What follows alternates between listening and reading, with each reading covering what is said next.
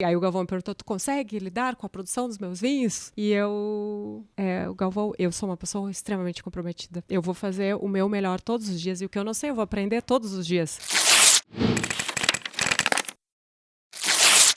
Bem-vindos ao Blá Blá Blás 24, o penúltimo dessa temporada. Ao final da temporada a gente vai ter um especial que, além de encerrar a segunda temporada, também comemora o nosso primeiro ano. Mas olha, hoje é o penúltimo episódio, mas eu vou dizer que a gente também tem muitos motivos para brindar. Mesmo não sendo ele que encerra a temporada, eu tenho certeza que vai ser especial para muita gente que nos assiste. Adivinha só quem tá aqui comigo? A Tayana Madeira, que eu vou ter que colar, porque assim, ela é tanta coisa, mas tanta coisa, e que bom que é receber uma pessoa múltipla assim. Ela é enóloga, gestora de produção, empresária, pecuarista. Após quase 10 anos de experiência no mercado financeiro, é a enóloga responsável por cada etapa da produção dos vinhos da Bueno Wines, que é a vinícola do Galvão Bueno. É sócia idealizadora do Netúnia, o primeiro wine bar aqui do Rio Grande do Sul, onde o nosso programa é gravado. E responde também pela sua própria produção de vinhos, pela agroindústria de sucos Vibe Natural e também pelo desenvolvimento da pecuária, junto com a sua família. Antes de dar as boas-vindas oficiais para a Tayana, eu quero, claro, agradecer aos nossos patrocinadores que tornaram esse primeiro ano possível. Então, muito obrigada, pessoal da Arezzo Pelotas, Yoshake, Oral Unique Pelotas e Grace Barra Pelotas, por me permitirem contarem histórias como essa. Eu tô até um pouquinho nervosa, porque eu acho que hoje eu tenho muito a aprender. Quem me conhece sabe que eu adoro um vinhozinho. E aí as pessoas criam uma expectativa, né? Quando a gente conta que adora vinho, todo mundo acha que a gente é especialista. Mas quem é especialista hoje aqui é a Thay. Seja bem-vinda, Thay. Obrigada, Paula. Obrigada pela oportunidade. E como eu estava te contando, eu acho que a gente precisa entender um formato de comunicação. Então, vejo esse momento aqui contigo também como um formato de entender o que falar, como falar e também de reduzir a distância das pessoas do vinho. Porque mesmo eu escolhi a área técnica, mas as pessoas para degustar um vinho não precisam necessariamente. Então, tem uma analogia, alguma frase que eu ouvi e que eu não vou me recordar quem falou, mas que consegue representar o que eu quero dizer. Tu precisa tocar algum instrumento para gostar de música? Não, né? Então, da mesma forma, o vinho. É verdade. A gente precisa diminuir essa distância, porque, na verdade, ele conecta pessoas, conecta momentos e simplificar a experiência quando assim é permitido. E aí entramos em todas as categorias e diversidade de vinhos possíveis. E da minha parte, dentro da enologia, né, que busca essa diferenciação lá no vinhedo e trazer para a taça e para a experiência de cada um. Falando em taça, vocês já viram que hoje vai ter brinde. Vai ter degustação aqui com a Thay. Mas, Thay, antes de ensinar para o pessoal um pouco mais, né, sobre vinhos, e eu abri uma caixinha no meu Instagram, estava te contando aqui nos bastidores, né? Tem muita gente querendo saber mais. Como eu te falei, tem dúvidas desde um pouquinho mais aprofundadas, um pouco sobre a tua história também, sobre esse teu dinamismo na tua rotina, mas também tem algumas dúvidas técnicas, mas ainda assim simples, que a gente então percebe como é importante, né, educar as pessoas nesse sentido, né, como é que vocês chamam? O Wineverso? O Wineverso. No Wineverso, né? O universo dos vinhos, então. Mas antes disso, eu quero te perguntar uma coisa que me chamou a atenção logo de saída, quando tu me mandaste o teu mini currículo ali, como eu peço para os entrevistados, que foi a questão do mercado financeiro, né? Então, e vem de um mercado onde até pouco tempo, hoje é um pouco mais comum, né? Mas até pouco tempo não era comum ter a presença feminina. E vai para um outro onde também também lida com muitos homens. Eu queria que tu contasse um pouquinho dessa tua trajetória profissional. Então, eu comecei a faculdade de administração de empresas em Rio Grande, né, na FURG, como eu sou de Candiota, né? Nasci em Bagé, mas nunca morei em Bagé, vivi a vida inteira em Candiota, lá é minha origem. Saí de lá para ir para Rio Grande fazer a faculdade de administração. Minha irmã estava fazendo engenharia química. Lá eu conheci o Matheus, meu marido e meu parceiro de negócios também, porque todos os negócios, a gente somos sócios em todos eles, tanto no Vibe quanto na pecuária, junto com meu pai, tanto no Netúnia, faz parte da nossa integração, da nossa história, né? Tá aqui nos bastidores. Tá nos bastidores, ele tá sempre me acompanhando e vice-versa, né? Coisa boa. 21 anos juntos, né, Paulo? Nossa, uma vida. 21 anos juntos, então a gente não sabe quem veio primeiro, né? Mas aí eu comecei em Rio Grande e entrei no mercado financeiro em Rio Grande, fiquei 5 anos lá durante o período da minha faculdade, depois eu fui para Porto Alegre, trabalhava lá na Carlos Gomes, com todos os... trabalhando com tantos executivos de vários tipos de business, aprendi muito nova, né? Eu comecei a trabalhar com 17 anos, então... aprendi muitos de segmentos variados. Lidar com pessoas é uma grande faculdade, é uma pós-graduação para a vida, né? Quando o Matheus trabalha com exportação de arroz e quando ele voltou para cá, para Pelotas, para a região de arroz, eu pensei, cara, já vivi bastante, 9 anos e meio, tenho bastante experiência, mas eu preciso ir para novos ares. Naquele momento eu não sabia exatamente o que fazer, mas eu sabia o que eu não queria. Eu não queria mais aquela loucura. É muita adrenalina trabalhar com o dinheiro, e principalmente dos outros, né? Sim. Então, eu falei, ainda comentei com o Matheus, se eu descobrisse algo, uma nova profissão que me motivasse tanto, que eu estudasse e me dedicasse com tudo que eu fazia quando eu trabalhava. Eu trabalhei no HSBC com clientes de todos, desde de folha de pagamento aos clientes private. Fui pessoa jurídica, só não fui a gerente de agência. O resto eu trabalhei com mesa, trabalhei com todos os tipos de investimento. Enfim, agora eu estou bem desatualizada, diga-se de passagem. E num aniversário de criança ainda, teve um pessoal, o Matheus trabalhava com um pessoal da Argentina, me convidaram para trabalhar numa vinícola, como uma oportunidade, já que eu estava largando e eu não sabia exatamente para onde ir. Eu falei, cara, aí veio uma baita coincidência também. Falei, eu gostaria muito de trabalhar com vinho, de representar essa vinícola argentina no Brasil, só que eu não entendo. Mas eu sei que em Pelotas tem uma faculdade, e como eu já sou portadora de título, vou me formar. Naquele dia, naquele aniversário, estava aberto, abriu o edital para portador de título, e então, no outro dia, eu não sabia que estava aberto. Eu fui pedir informação e já tinha a minha vaga praticamente garantida, era só eu que tinha aparecido, tinham 5 vagas. E eu quase não acreditava, vou esperar o edital. Não, pode seguir assistindo aula. Eu não, como assim? Não, eu vim aqui só pedir informação, saí de lá já buscando meus documentos e tal, e entrei realmente na faculdade, uma segunda formação, então, de viticultura e enologia, com toda aquela energia do mercado financeiro, entrando numa faculdade já mais velha, já tendo eu era nova ainda, porque eu comecei muito cedo. Mas entrando numa faculdade com aquele espírito da gurizada, não querendo, né? Não sabe muito o que é. E eu lá, a CDF que eu criticava na minha primeira faculdade, era eu. Lá já trabalhava, saía do trabalho direto para a FURG. A gente tinha uma locadora de DVD. Nossa primeira empresa foi... eu tinha 19 anos e nós tivemos uma locadora de DVD lá atrás. Sempre tivemos esse espírito empreendedor. Sim.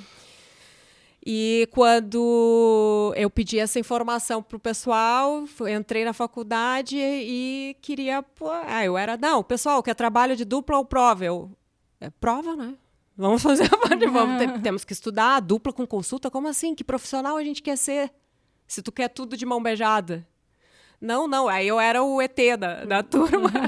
E comecei, então, a me inscrever em todos os projetos de pesquisa que tu pode imaginar dentro da faculdade, porque eu tinha toda aquela energia que não podia ficar escondida. E, da mesma forma, isso foi em 2010 ou 2011.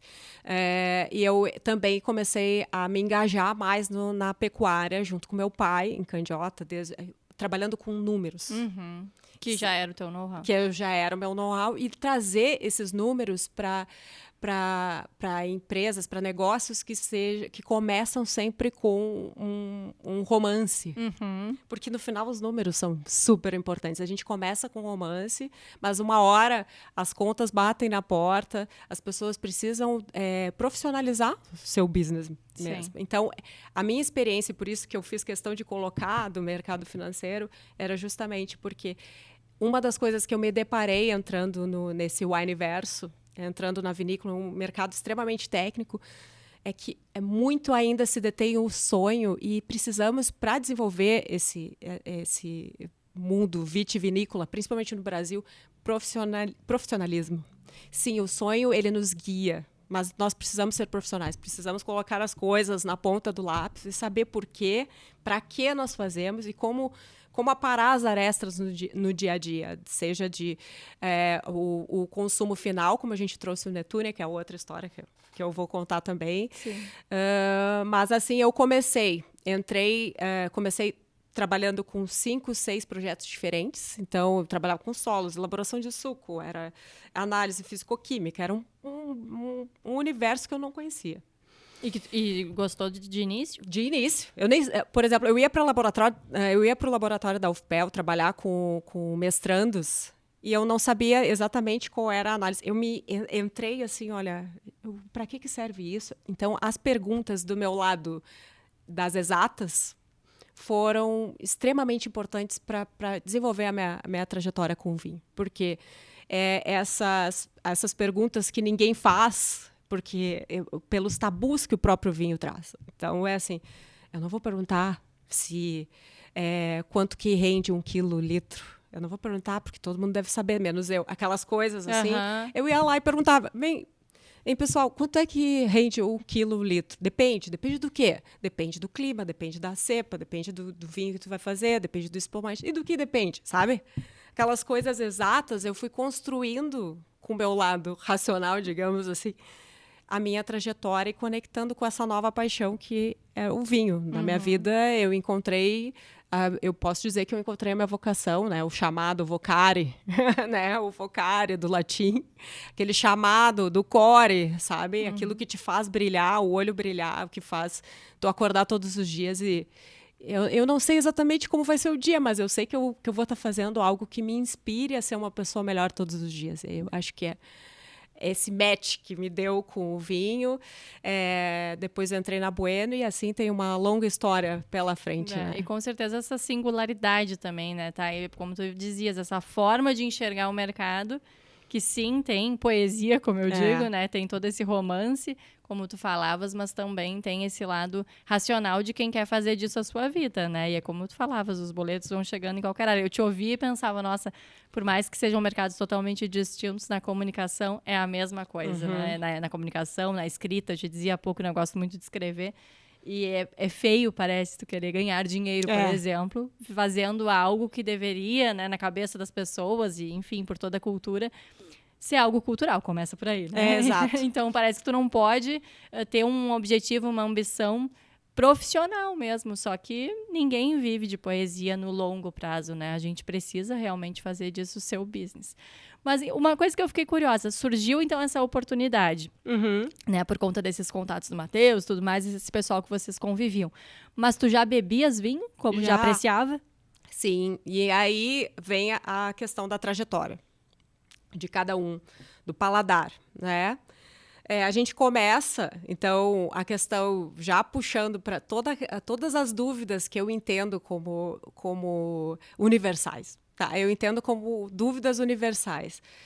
Eu preciso girar a taça, eu preciso fazer todo aquele ritual para degustar um vinho. E eu vou te dizer, Paula, na minha cabeça, por tudo que eu já vi mundo afora, a gente viaja bastante, porque eu também acho que a soma das experiências e dos livros que lemos também é uma frase de alguém que eu também não me recordo.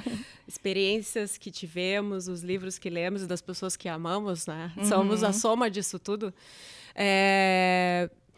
Existe uma diferença entre beber vinho e degustar vinho. Eu posso simplesmente chegar em casa e eu quero beber um vinho, eu não preciso de um ritual para beber um vinho. Eu posso beber um vinho. Simplesmente beber um vinho. Quem demanda ritual ou técnica, ritual é diferente de técnica. Mas os dois se conectam também. Mas assim, eu posso simplesmente chegar em casa e querer tomar um vinho. Vou abrir um vinho, um screw cap ou um espumante mais simples, sem muita frescura, vamos dizer assim. Como isso acontece em vários países onde a produção já é milenar. As pessoas, tu vai na Espanha, elas tomam em copo de boteco vinho. né? Isso acontece, aí falando sobre beber em ocasiões, quando eu fui trabalhar na Itália, no norte da Itália, em Vêneto, na produção de Prosecco, e também trabalhei com os Brunellos, mas primeiro, 9h30 da manhã, o pessoal, em momento EPA, momento EPA, o que é isso? Vamos degustar, os caras abrem o Prosecco para receber o pessoal, os agricultores, o pessoal que está entregando a sua fruta na cooperativa. Eles esperam, os enólogos esperam eles com uma taça de Prosecco. Com uma mesa cheia de salame, de pães e tudo mais, sem essa barreira. Celebrando aquele momento. Celebrando porque tu fez uma boa colheita. Com o pessoal com o seu tratorzinho lá, conversando com os enólogos. Quebra essa questão de um conhece o outro. Não, porque todo mundo trabalha na mesma cadeia. E aí, voltando à tua pergunta inicial, comecei, o primeiro vinho que eu tomei na minha vida foi lá em Candiota, a gente tomava, vinho de garrafão, como é a maior produção brasileira, e é isso um dos fatores que mais confunde as pessoas. O Brasil é conhecido internamente, o vinho brasileiro não tem qualidade. Existe uma diferenciação entre o vinho de garrafão é vinho de mesa, vinho de uvas comuns, aquelas do fundo de casa, da parreira de casa, que a gente pode comer também. Come e toma, faz suco. São uvas que têm um potencial menos alcoólico e são mais rústicas, assim a gente chama, as uvas mais rústicas. Então isso é a uva de mesa, variedades americanas ou híbridas, que elas são roots total. Tanto que aí eu já me disparo a falar porque vem um monte de história. Vai, né? lá que eu tô curiosa. Então, vamos diferenciando. Essas são os vinhos, a maior parte dos vinhos produzidos no Brasil são vinhos de mesa, tá? Então... Elas são mais doces também, elas são mais doces, só que elas têm um potencial de guarda, elas têm um potencial... na verdade, elas não têm um potencial de guarda como tem as uvas finas, que são as uvas europeias, é um tipo de uva diferente. O vinho de garrafão é diferente da... O que é o potencial de guarda? O potencial de guarda é quanto tempo dura aquele vinho. Até ele ficando... Aquela coisa do vinho por tempo indeterminado é muito relativo. Tempo indeterminado é o potencial de guarda. É o quanto lá o campo, o terroir, e como ela foi produzida de uma uva europeia, tá? Uma uva fina, dos vinhos nobres, vinhos finos, qual o ciclo de vida dela. Quanto mais longo for esse ciclo de vida, maior potencial de guarda que vai ter um vinho, né? As uvas de mesa, elas não têm esse potencial. Elas são para consumo imediato e são outro propósito. Elas são muito mais... os aromas são diferentes, elas são bem mais roots. Então, eu comecei assim. Como eu acho que, e por isso não deve se ter preconceito. Tu começa com vinho de garrafão, com a gurizada, a gente tem, na época, há muito tempo atrás, se comprava e a gente jogava burro tisnado, como a gente falava, né? Jogava carta e tomava vinho. Aquele vinho de garrafão, 10 pila a gente tinha, era o que dava. Eu chamo de vinho de sagu. O vinho de sagu, é o mesmo. É o mesmo vinho de sagu. É o mesmo, ele é versátil, vinho de quentão, tu vai botar em quentão. Então, 85% da produção nacional é desse vinho. Nossa, 85%. E falta, Paula, Esses são os vinhos majoritariamente produzidos na Serra Gaúcha, eles são os maiores produtores, e esse é um dos fatores que diferencia a campanha da Serra, tá? A campanha gaúcha despontou como um potencial de uvas finas. A campanha gaúcha, raros são os produtores que têm uvas de mesa. Então, aqui, por uma série de fatores climáticos, que eu posso entrar nisso, mas depois que eu entro eu não saio. Essa série de fatores climáticos propiciam a campanha gaúcha para elaboração de vinhos tintos com alta longevidade. Esses, sim, comparáveis a vinhos europeus, a vinhos argentinos, a vinhos chilenos, a vinhos uruguaios, que a gente conhece, o pessoal da fronteira, todo mundo conhece. Então, esses podem ser comparados. Não se compara um vinho de mesa com um vinho fino. Ele é menos ou mais. São outras propostas. É isso que precisa ser entendido. São vinhos diferentes, não são comparáveis. A mesma questão de... eu vou comparar um espumante, um moscatel com um vinho, com um champanhe. Não se compara, são produtos diferentes. A diferenciação deles desses... Eu estou dando só alguns exemplos, existem N classificações. Claro. Porém, por exemplo, se a gente for falar de cerveja tem muito mais diferenciação do que vinho.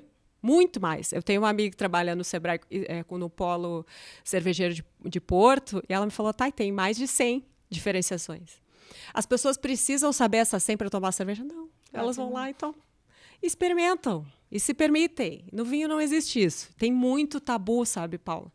Por isso que eu te digo, vim do garrafão e aí vamos lá, aí vamos para a segunda etapa. Aí começa as pessoas a te dizerem, tu quer provar um vinho bom? Começa com Cabernet Sauvignon. Tipo assim, olha quem não escutou isso. Não tem erro, Cabernet Sauvignon. E assim tu vai indo na experimentação. Cabernet Sauvignon, por quê? Cabernet Sauvignon, a uva mais cultivada no planeta. Ela se adapta em todos os lugares do planeta. Eu tô indo pelo caminho certo, então. Tá? Tô ficando um pouco mais tranquila agora. Porque a minha avó faz muito sagu, né? É o doce dela, assim, sabe? O doce da família. Então, eu não tomava de mesa, apesar de ter morado em Caxias, ter feito muita matéria lá com o pessoal.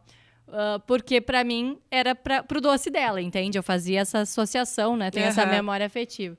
Sempre gostei do Cabernet. Até que um belo dia, né? Tu vai tomando. Comecei a ver que já não era... Eu queria experimentar coisas diferentes, entende? E aí, agora já tô no que eu considero o meu segundo momento. Né? Eu tenho tomado bastante Malbec, Carmenère, e tenho experimentado outras coisas, mas muito assim, sem entender. Isso aí, tô tateando. Mas é isso. O que eu falo é assim, vamos lá, vai pro Cabernet... E é exatamente como tu falou, Paula. Assim foi comigo, assim será com as pessoas que se permitirem. Porque é assim, precisa... O vinho para te degustar com toda a técnica e com toda a apreciação são vinhos mais longevos, vinhos mais potentes. O que são esses? Vinhos mais alcoólicos, mais estruturados, que passaram por madeira. Todos os vinhos precisam passar por madeira? Não. Ou tu imagina, todo mundo ia à falência, né? Para começar. Eu costumo dizer, como é que eu explico até no restaurante quando me perguntam, né? O que tu gosta? Eu digo, eu gosto que dê uma trancadinha na língua. Assim que eu falo, mas tem um termo técnico, né? Sim, aí tu tá falando de taninos, né? São os taninos que dão aquela trancadinha na língua, que ele vai te preencher a boca. Taninos que não sejam maduros, eles te dão uma travada. Aí tu sabe que a uva não estava tão madura, então ele trava tudo. É tipo a sensação de banana verde. Sim. Comer uma banana verde, ele trava. Por que isso acontece? Porque a gente tem... E aí, Paula, eu vou te pedir a gentileza de me dizer se eu tô sendo chata, porque esse é um cuidado que eu fico tendo, de tipo, daqui a pouco, as pessoas que trabalham com uva e vinho, elas vão para um lado técnico e daqui a pouco o pessoal tá bocejando. A maldição do conhecimento a gente chama na comunicação. Mas não te preocupa, não te preocupa. Porque eu fico tentando... Nessas minhas perguntas racionais de ir entrando num mundo 99% masculino, onde parece que todo mundo nasceu embaixo do pé de parreira. Eu da campanha, caindo nesse wine-verso, assim, com um caderno na mão, fazendo pergunta chata que todo mundo em tese sabe, e menos eu. Aí a primeira surpresa, não é todo mundo que sabe. Há muitas perguntas mais simples, que hoje eu vejo como simples, as pessoas faziam. Eu fazia e muita gente não sabia me responder. Porque existe essa pose do conhecimento. Eu não vou, ou só fazer alguma... Eu dou um exemplo de degustação, falando degustação de vinhos. Primeira análise sensorial que eu fui participar como estudante. Aí eu fui com meu caderninho empolgadíssima. Aí foi lá a pessoa, o enólogo. Então, temos notas de... Primeiro, a coloração é rubi com reflexos violáceos. Rubi com reflexos violáceos. Né? Que massa! Aí, tipo assim, os aromas são de especiarias e frutas vermelhas, frutas maduras. Aí uau! Aí, tipo assim, massa! Não sei. E em boca ele é aveludado, ele é redondo e tal. Máximo. Eu saí de lá assim, que legal, um dia eu vou saber fazer isso. Fui na segunda. Os comentários eram muito semelhantes. E aí tu vai vendo que aquilo vai repetindo, sabe, Paula? O que me deixou a sensação de que as pessoas precisam ser mais livres para degustar. E não são só as pessoas que não estudam, são os técnicos. Sim. Que vão pisando no terreno seguro, Eles vão no terreno seguro, então não são só as pessoas que não têm conhecimento técnico, são os técnicos que andam pelo mesmo caminho. E essas são as perguntas incomodativas que eu comecei a fazer. Tipo assim, mas por que especiaria? Me fala, qual é a especiaria?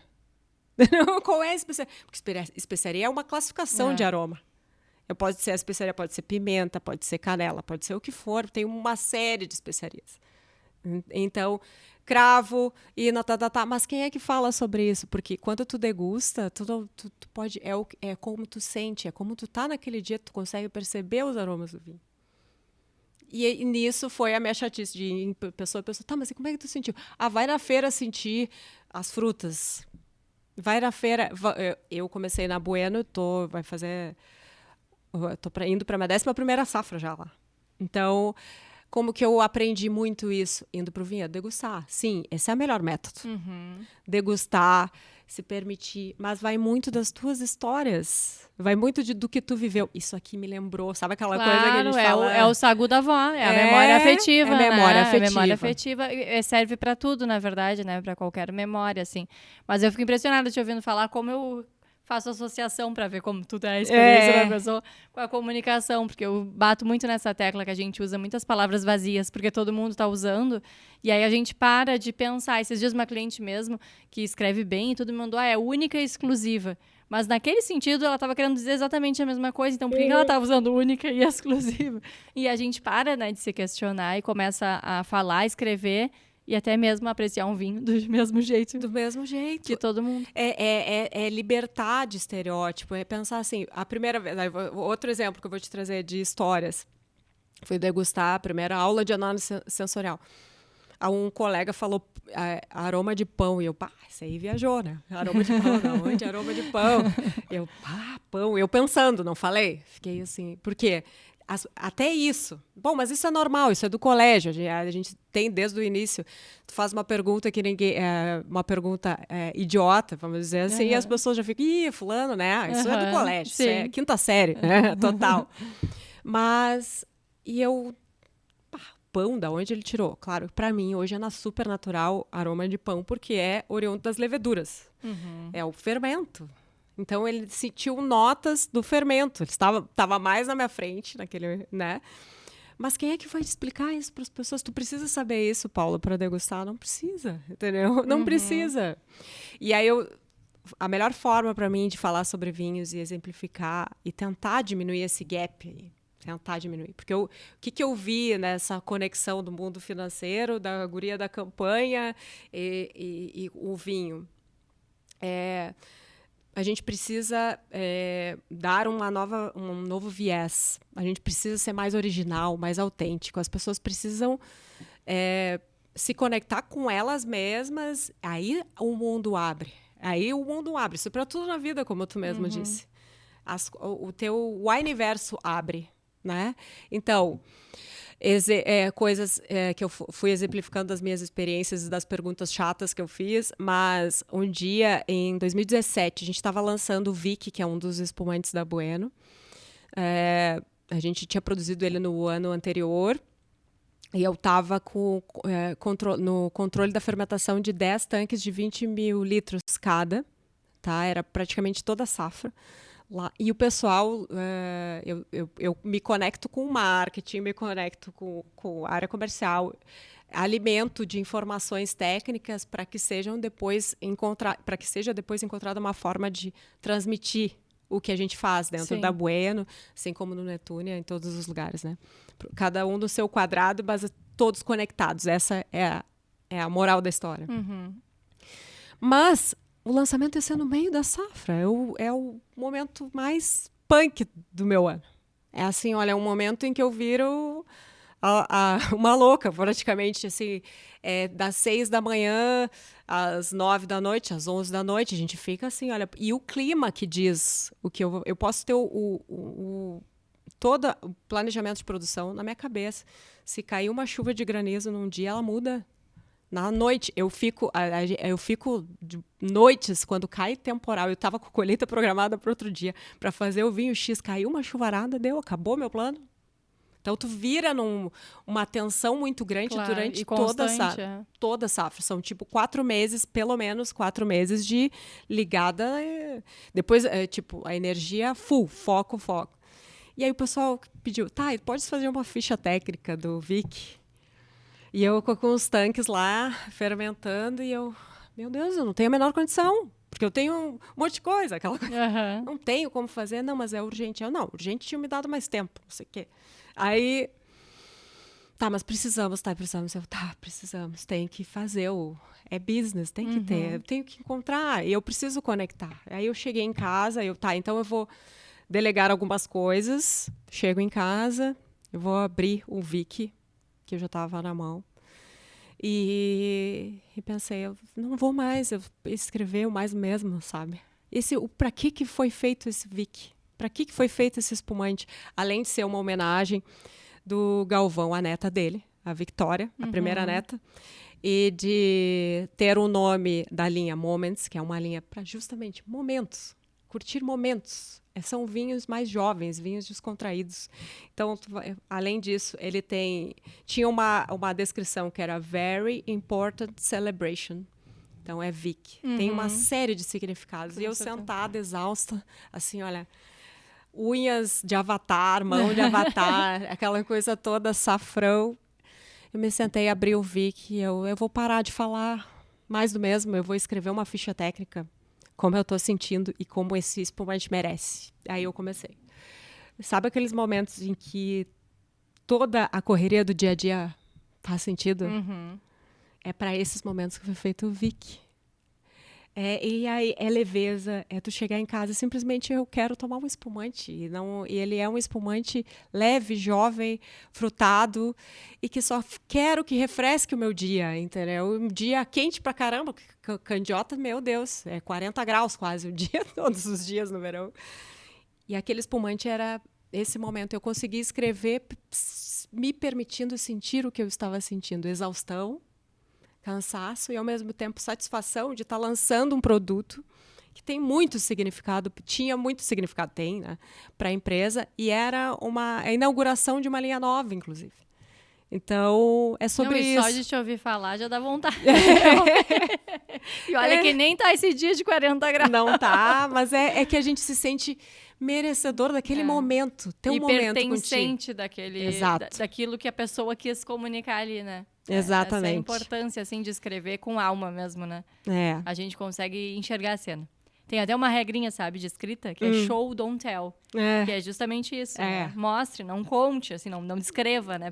Mostra, faz a pessoa entrar na cena. É por aí. Esse eu acho que talvez seja o gancho para o que falta conectar as pessoas ao vinho com tranquilidade, com facilidade, sabe? Ver, porque muito dos estereótipos, as coisas são... não vou chegar perto. Eu já escutei, não vou falar contigo, porque tu é enólogo. E tá, mas a gente... Tu precisa ser enólogo? Não precisa ser enólogo, tu só quer aprender. Aí, esses dias a gente teve um jantar, um harmonizado ali o pessoal do Guanabara, tudo era o Netúnia, Guanabara e tudo. E uma senhora me chamou, aí eu falei, eu nem sabia exatamente, eu estava chegando de candiota também, assim, é sempre assim, chegou a andar 4.000 quilômetros por mês, né?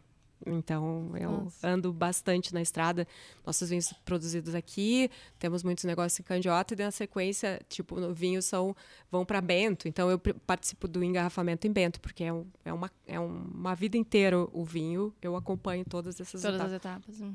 E depois a parte de corte final, né? Que a gente... esse vinho, por exemplo, produzi safra 2023. Qual vai para a barrica? Quanto tempo vai ficar na barrica? Porque a barrica, um fica em tanque, o outro vai ser para vinho jovem, o outro vai ser para reserva, o outro para grão-reserva. Muitas diferenciações que, sim, o técnico precisa saber, mas as pessoas, no geral. Eu digo que vinho é muito mais sobre momento.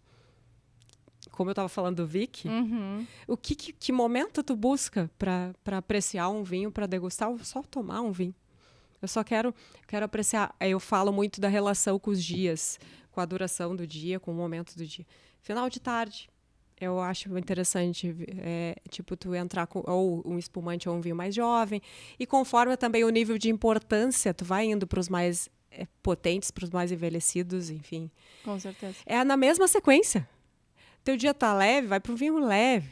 Tipo assim, olha, vai. Ou tu quer tipo, comemorar um dia leve, mas no inverno. Temperatura faz muita diferença, sabe, Paula? Temperatura do ambiente, temperatura do vinho. temperatura. E, no final das contas, é tudo sobre isso.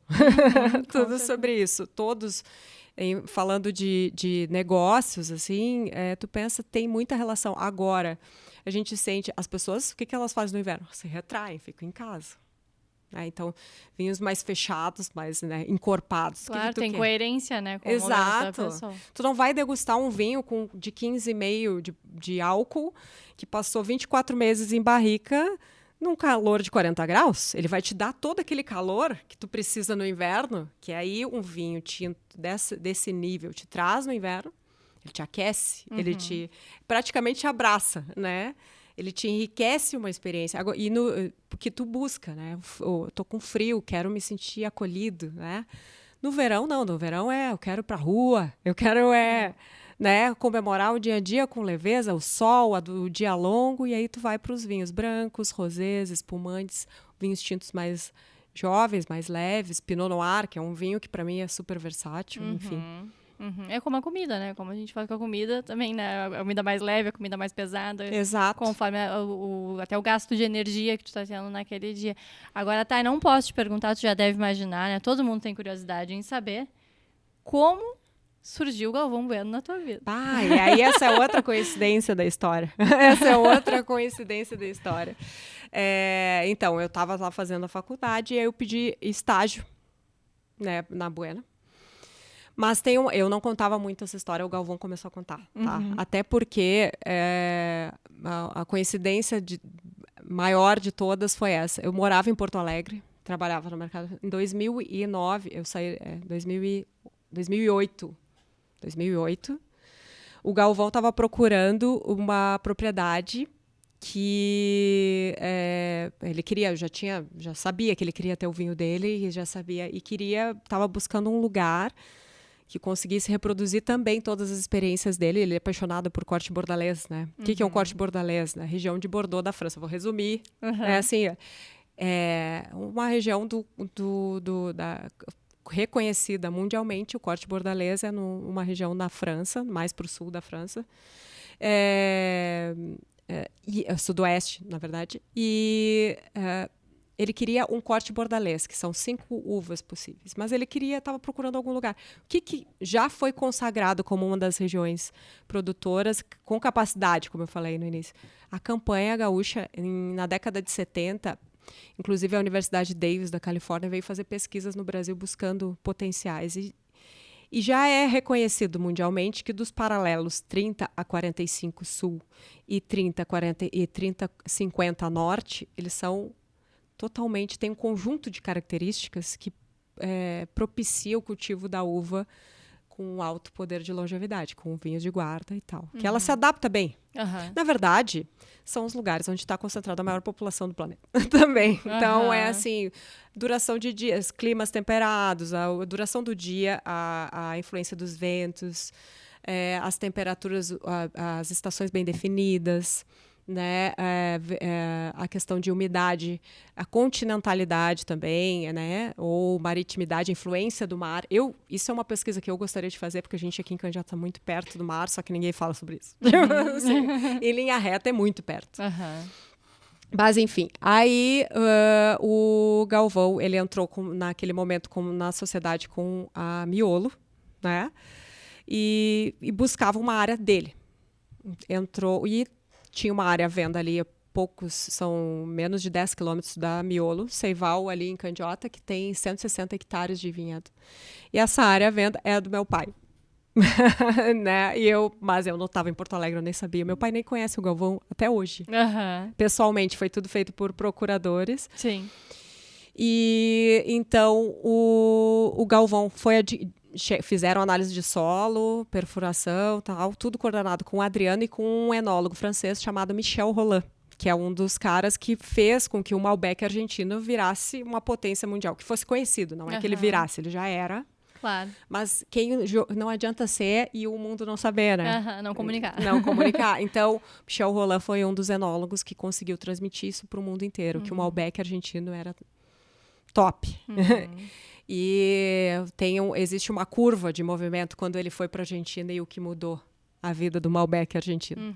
E o Michel Rolland era consultor da Miolo na época, e ele, juntamente com a Adriana Miolo, indicaram ali o campo que era do meu pai como uma propriedade perfeita para produzir vinhos tintos no Paralelo 31, que é o vinho que eu trouxe aqui pra gente degustar, o Paralelo 31. Ah, sabe que eu fiquei super curiosa olhando o site, dando uma pesquisada, né? Muito curiosa eu fiquei para experimentar, que bom. Eu trouxe pra gente experimentar essa safra 2020, que é considerada a safra das safras. E aí, mas foi isso que aconteceu. Ele comprou, e o Galvão, eu já estava trabalhando, e eu não falava nada pro Galvão. Tipo, eu pedi estágio lá pro agrônomo, e entrei, digamos, anônima, não falei. E ele ficou sabendo que tinha comprado do meu pai em 2015. Eu já estava lá em 13 para 14 e eu não falava nada. Porque, tipo, e o pai sempre foi. Meu pai é um exemplo, agora até falando de pais, meu pai é meu melhor amigo, é um exemplo de pessoa no mundo. E o meu pai sempre, não, eu já vendi, isso é negócio, já foi, não tem nada a ver. Ele deve ter um monte de gente assediando e um monte de gente não sei o quê, não precisa, todo mundo mantendo o pé no chão e humildade, sempre. E assim eu fui criada, e assim foi. Um dia, o sócio, o seu Ivan, que já faleceu, o sócio do Galvão, começou a fazer piada, porque ele sabia, o Galvão não sabia, fazer piada. E o Galvão, por que ele está falando isso? Eu, não, porque, na verdade, se tu olhar, a matrícula tu vendeu o meu pai te vendeu o carro. Ele que te vendeu a Bela Vista. Inclusive, Bela Vista era o nome que o meu pai deu, a Bela Vista Estate. E ele escolheu manter. A Bela Vista Estate é uma baita vista. É uma baita vista. A gente está com tudo assim, ó. Tenho trabalhado bastante para abrir para o enoturismo lá. Que é uma tendência bem forte, né? Bem forte. A gente tem muitos problemas aqui sobre enoturismo ainda, principalmente questão de hotéis e distância, tipo, deslocamento das pessoas, né? Dentro da campanha, que são vinícolas muito distantes. Sim. Umas das outras. Mas aí foi isso. Eu entrei como estagiária na Bueno, né? E, na verdade, eu entrei como estagiária do agrônomo, que continua sendo o agrônomo, que é responsável pela implantação da Miolo e foi responsável pela implantação da Bueno. Entrei com ele aprendendo tudo sobre terroir e eu realmente não esperava continuar na Bueno quando terminasse meu estágio. Depois eu fui convidada pelo próprio Galvão. Aí vem a história da Itália e tudo mais. Fui convidada pelo Galvão, pelo Cipresso. Aí já tinha mudado o consultor. O Roberto Cipresso, que é o consultor da Bueno, italiano, fez vinho para o Papa, fez o vinho com 99 castas. É uma coisa. Ele está no site, né? Ele Ele fez, o Cipresso é conhecido mundialmente, trabalhou também na Chaval Ferrer. Tem muitas vinícolas, ele presta consultoria no mundo inteiro. Fiz uma entrevista, assim, eu estava andando a cavalo, a gente cuidando do... Eu estava acabando o meu estágio. E me liga o pessoal da vinícola. Está o Cipresso, o Emanuele Serafim, que é outro enólogo italiano, que é coordenador do curso de enologia, a faculdade de enologia mais antiga do planeta, em Valdobbiadene, no norte da Itália. Tava os dois, mais o Galvão, mais o pessoal do marketing e tal. E eu andando a cavalo com o Matheus e com meu pai, a gente tocando o gado no campo, e eles, preciso que tu venha a Bagé. Isso em Candiota. Preciso que tu venha a Bagé agora. Eu, agora? E eu, agora. Quanto tempo tu consegue chegar? E eu, em 1 hora? E eu, 1 hora, tá? Eu tava no meio do campo, né? Sim. Peguei as minhas coisas, me larguei, que é como a gente fala. Chego lá um mesão, assim, no B-Tempos, que é uma churrascaria em Bagé. Todo mundo ali me turbinando. E me perguntando, e tu tem experiência e tu não sei o quê. E eu, não, gente, eu mudei de profissão, eu tenho experiência em várias coisas, mas assim, vinho eu só fiz em tanque de 500 litros. Eu preciso, mas eu sou uma pessoa extremamente comprometida. Que vocês... tu consegue? Aí o Galvão me perguntou, tu consegue lidar com a produção dos meus vinhos? E o Galvão, eu sou uma pessoa extremamente comprometida. Eu vou fazer o meu melhor todos os dias. E o que eu não sei, eu vou aprender todos os dias. E, claro, isso é um aprendizado para a vida inteira. E ele, ok. Então, a gente vai te mandar para a Itália. Tá. Você vai aprender já com que ele. insiste. E você vai fazer, eu te peço. Não, claro, eu estou resumindo. Foi assim, olha, 2 horas Sim. De reunião. De reunião. E assim, uma pergunta atrás da outra. Eles me fazendo perguntas técnicas. Uma sabatina. E eu pensando, eu não contava com aquilo, sabe, Paulo? Eu não esperava, eu tava acabando meu estágio e eu ia me embora. Tipo, não, vamos então, tá, e tu começa a próxima safra, tu já vai assumir como a parte da enologia, claro, sob a supervisão dele, até tu pegar a cancha, e aí eles me deram, tu vai pra Itália, e tu vai ter 5 enólogos que vão te ajudar na tua trajetória profissional, que são pessoas, meu Deus, isso que foi uma baita oportunidade. Então, eram os 2 que eu falei. O Emanuele Serafim, que é um baita do enólogo, extremamente técnico. Esse nasceu embaixo do Pedra Parreira. O Tipresso também. O Adriano Miolo. O Gilberto Simonadio, que é um baita do enólogo, que é responsável por praticamente toda a produção. Nos bastidores, ele é o responsável por todos os núcleos da Miolo. E o Miguel Almeida, que foram as pessoas na parte de enologia que me ajudaram a me formar. Então, ele me colocou no meio de pessoas com experiência de mais de 20 anos, 5 de nacionalidades, de 3 nacionalidades diferentes. Para acelerar o teu processo. Para acelerar meu processo, e todos me ajudando o tempo inteiro. Então, eu fui formada com eles, mas principalmente o Edinho, que é o agrônomo da Bueno até hoje também, ele me ensinou que o vinho a gente faz no campo, né? Então, o Edinho, ele não é enólogo, ele é agrônomo, mas ele me ensinou a parte do campo, que é o que faz... maior parte os vinhos são construídos lá no campo. Então, isso que eu te falei lá no início de que uva para quê? O que eu vou fazer com essa uva? Depende do clima, depende de vários fatores técnicos, mas para onde elas vão? Elas vão de acordo com o que o clima me manda, mas eu preciso decidir no vinhedo. Aí, quantos quilos por planta? Como é que está a insolação? Está maturando de maneira uniforme? Por exemplo, agora é um ninho. É um ninho, é um dia 30 graus, no outro é 0. Tipo assim. As plantas... E é bem o que a gente está vivendo mesmo. A gente já está confirmado, é o ninho. Uhum. Eu já sei como é que... Eu já estimo como vai ser a minha safra. Uhum. Por quê? As plantas são iguais a gente, no final das contas. Tu não sabe se é verão ou se... Tá, chegou a primavera ou não? O que acontece com as plantas? Elas vão começar a brotar, como já está acontecendo. Por isso que eu estou sempre na estrada. Estou sempre lá e cá. Elas vai começar a brotar, aí, porque somou uma temperatura contínua de acima de 20 graus. Chegou a primavera, saímos da dormência, vamos embora. Daqui a pouco, 0. Vamos parar, não é? Nos enganamos. Uhum. O que isso acontece? Chega no verão, a probabilidade de eu ter plantas com maturação disparelha é muito grande. E isso vai me dar, em uma planta eu consigo fazer 5 vinhos diferentes numa mesma. Então eu já estou planejando ela agora. A minha colheita lá na frente. Toda essa noção também quem me deu no campo foi o Edinho. A gente foi aprimorando, trabalhando juntos, e assim é a história, né, Paulo? Uhum. Um time, um timaço, né? A gente, e sempre são pessoas, né? Nunca ninguém faz nada sozinho. E em 2016 eu assumi a responsabilidade técnica, e em 2019 eu assumi a gestão da propriedade da Bela Vista. Então, eu aí assumi toda a gestão Bela Vista Estate, a gestão de produção, incluindo a azeitona e azeite, que eu também não comecei a aprender, mas temos prestadores de serviço, mas é sob minha responsabilidade. Sim, são também. Outras coisas que neste paralelo, né, comprovadamente. Esse Paralelo, paralelo, ele tá nas minhas, como a gente fala. Porque tu sabe que agora a gente fecha a temporada com um episódio que já tá gravado, que é no Castelo de Pedras Altas, né? Que massa! E é sabido, né, que a CIS Brasil escolheu aquela localidade na época por conta do Paralelo 31. Então, eu brinco, olha... Já tá na frente. Tô com esse paralelo aqui na minha história batendo também, mas que legal, tá? Bom, então, como é que é hoje, né, com tudo isso que eu tô falando ainda na Bela Vista, né? Como que é o teu dia a dia? Porque você estava comentando da questão da estrada. Uhum. A gente sabe que quando a gente vê, como a gente falava antes, né? Todo esse romance que tem, ou que a gente pensa que tem, né? Por trás do vinho.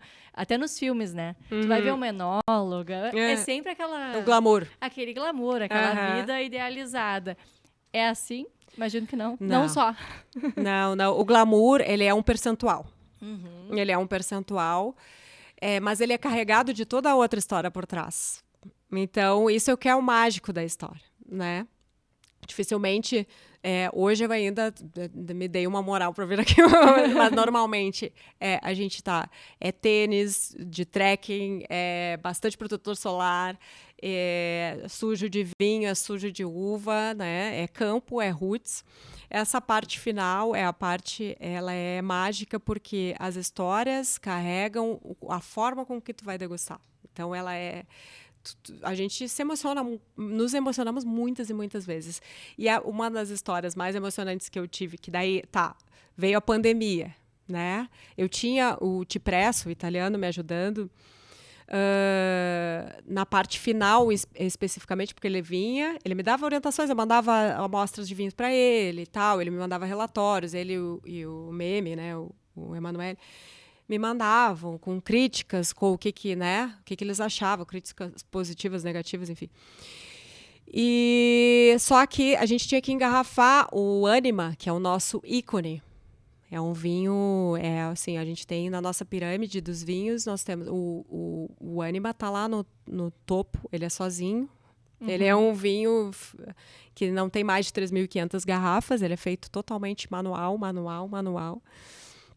Ele foi lançado num jantar em Nova York para harmonizar junto com o Máximo Bottura, pra gente ter uma noção. Foi, assim, sensacional. Mas na safra 2018, não, minto. A safra 2018, eu tinha que botar ele na garrafa, porque ele passa 2 anos em barrica e 1 ano em garrafa. Eu tinha que colocar ele na garrafa e fazer o corte para engarrafamento sozinho, porque o Cipresso não podia vir por causa da pandemia. Mandar a amostra era um parto, era um horror. Tipo assim, e tinha que ser só eu comigo mesma. Tipo assim. Logo nesse. E aí eu, meu Deus, essa foi um momento, o glamour e medo e várias outras coisas, né, que passam na cabeça da gente, mas tudo vem é por isso que eu te digo que é uma soma de histórias que vem quando tu vai fazer o corte.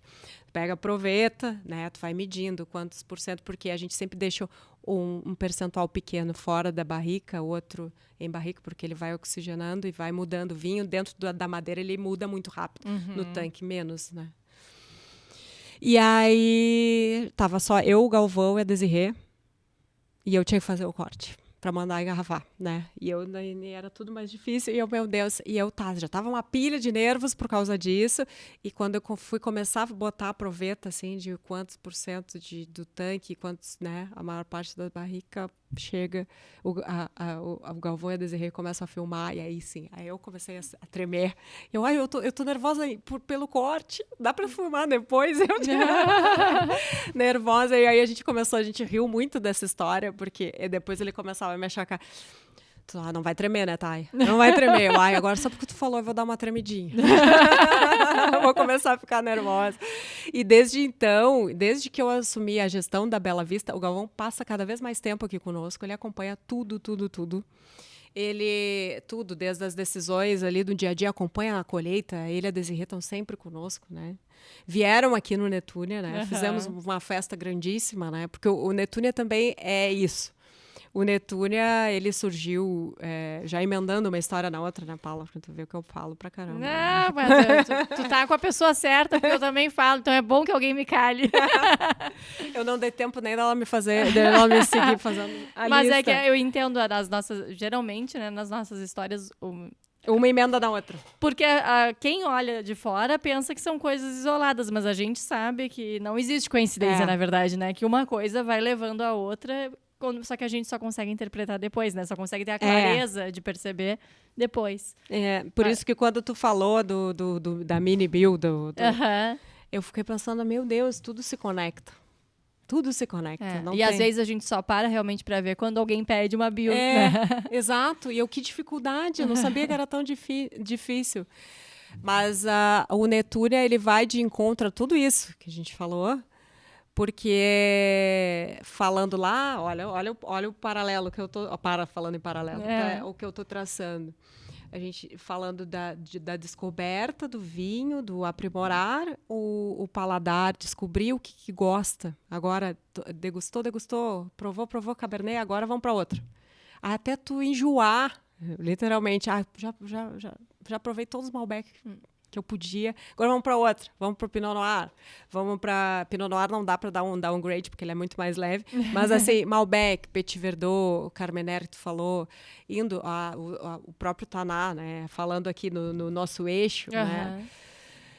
Essa descoberta, esse caminho, essa trajetória, foi uma das inspirações que fez a gente ter o Netúnia, né? Porque o nome Netúnia, ele é o nome do navio que trouxe a nona do Mateus da Itália, tá? Mas ele é uma homenagem a ela, o nome, mas não é uma história exclusivamente, não é uma história de imigração exclusivamente italiana. É uma história sobre se lançar no Mar do Novo. E é por isso que eu estou te falando que eu conecto. Claro, com certeza. Que bonito. É isso tudo, porque quando a gente foi formar a carta do Netúnia, a carta de vinhos, a gente não queria uma carta convencional. Nós pegamos o livro de bordo do navio Netúnia e ali tem... exemplo, Paula escritora, veio de Valdobbiadene, né? 34 anos, tal, casada, não é casada, tantos filhos, não sei o quê. E aí tinha romeno, tinha sírio, português, tinha brasileiro, tinha argentino. E quando a gente pegou aquele livro de bordo e dissemos assim, vamos formar a Carta do Netúnia a partir de todas as pessoas que se lançaram. Tu já parou para pensar como é que é tu imigrar para um país que tu nem sabe, não existia internet, não existia nada, num navio totalmente precário. Vamos todo mundo, vamos lá, vamos em busca de uma vida melhor, de um futuro melhor, se lançar no novo. Era só isso que se sabia, né? Era só isso, um panfletinho que entregava, venha para Brasília. E foi isso que eles fizeram. Então, é uma série de nacionalidades, de pessoas distintas, origens distintas, que vieram, se lançaram num novo. E o que é Pelotas? É isso também. Pelotas conecta. Todas essas regiões do sul do estado. A campanha, eu que sou da campanha que eu falo, a avó dele é italiana, mas ela não foi para a Serra. Ela ficou em Rio Grande, casou com português. Eu sou da campanha, eu sou uma mistura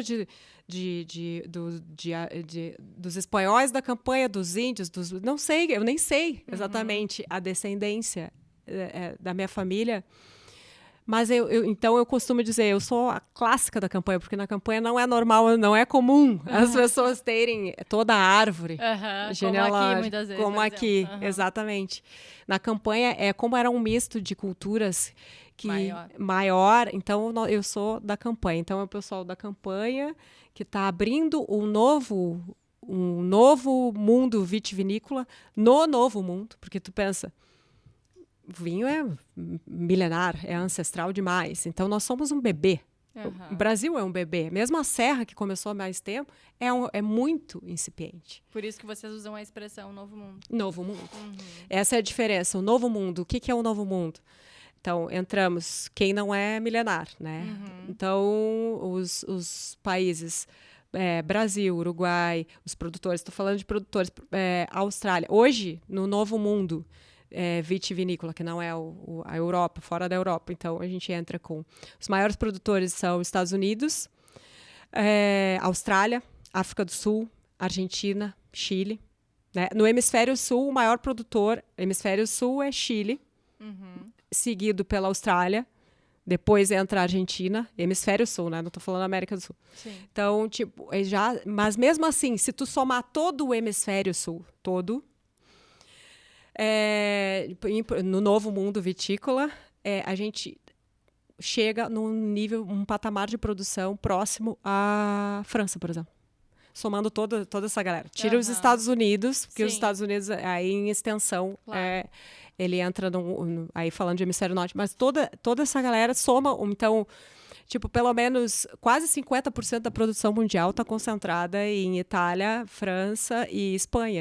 Eles têm quase, 3 milhões de hectares de vinhedo. É um absurdo. Olha, é um absurdo.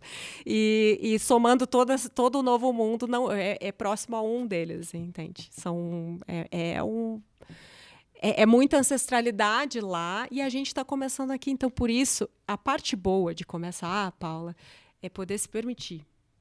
O Netúnia veio com a ideia das torneiras, de poder tomar um vinho em dose. Que é o que as pessoas mais comentam, eu acho, né? Quando vão lá, é a questão da torneira. Por quê? Porque tira a responsabilidade. Tu não precisa... E entendemos que é humano. Eu não quero me expor, eu não quero dizer que eu não sei. Então, o vinho traz todos esses estereótipos. Eu vou pegar uma carta, eu não faço a menor ideia do que significa aquilo ali. Tipo, o normal é esse. Eu não faço a menor ideia, como é que eu não vou passar vergonha? Se eu tô levantando, como é que eu não vou... Vou lá e vou pedir o conhecido. Aí vamos no Catena, na Malbec, o conhecido. Esse é o normal. Ou vamos...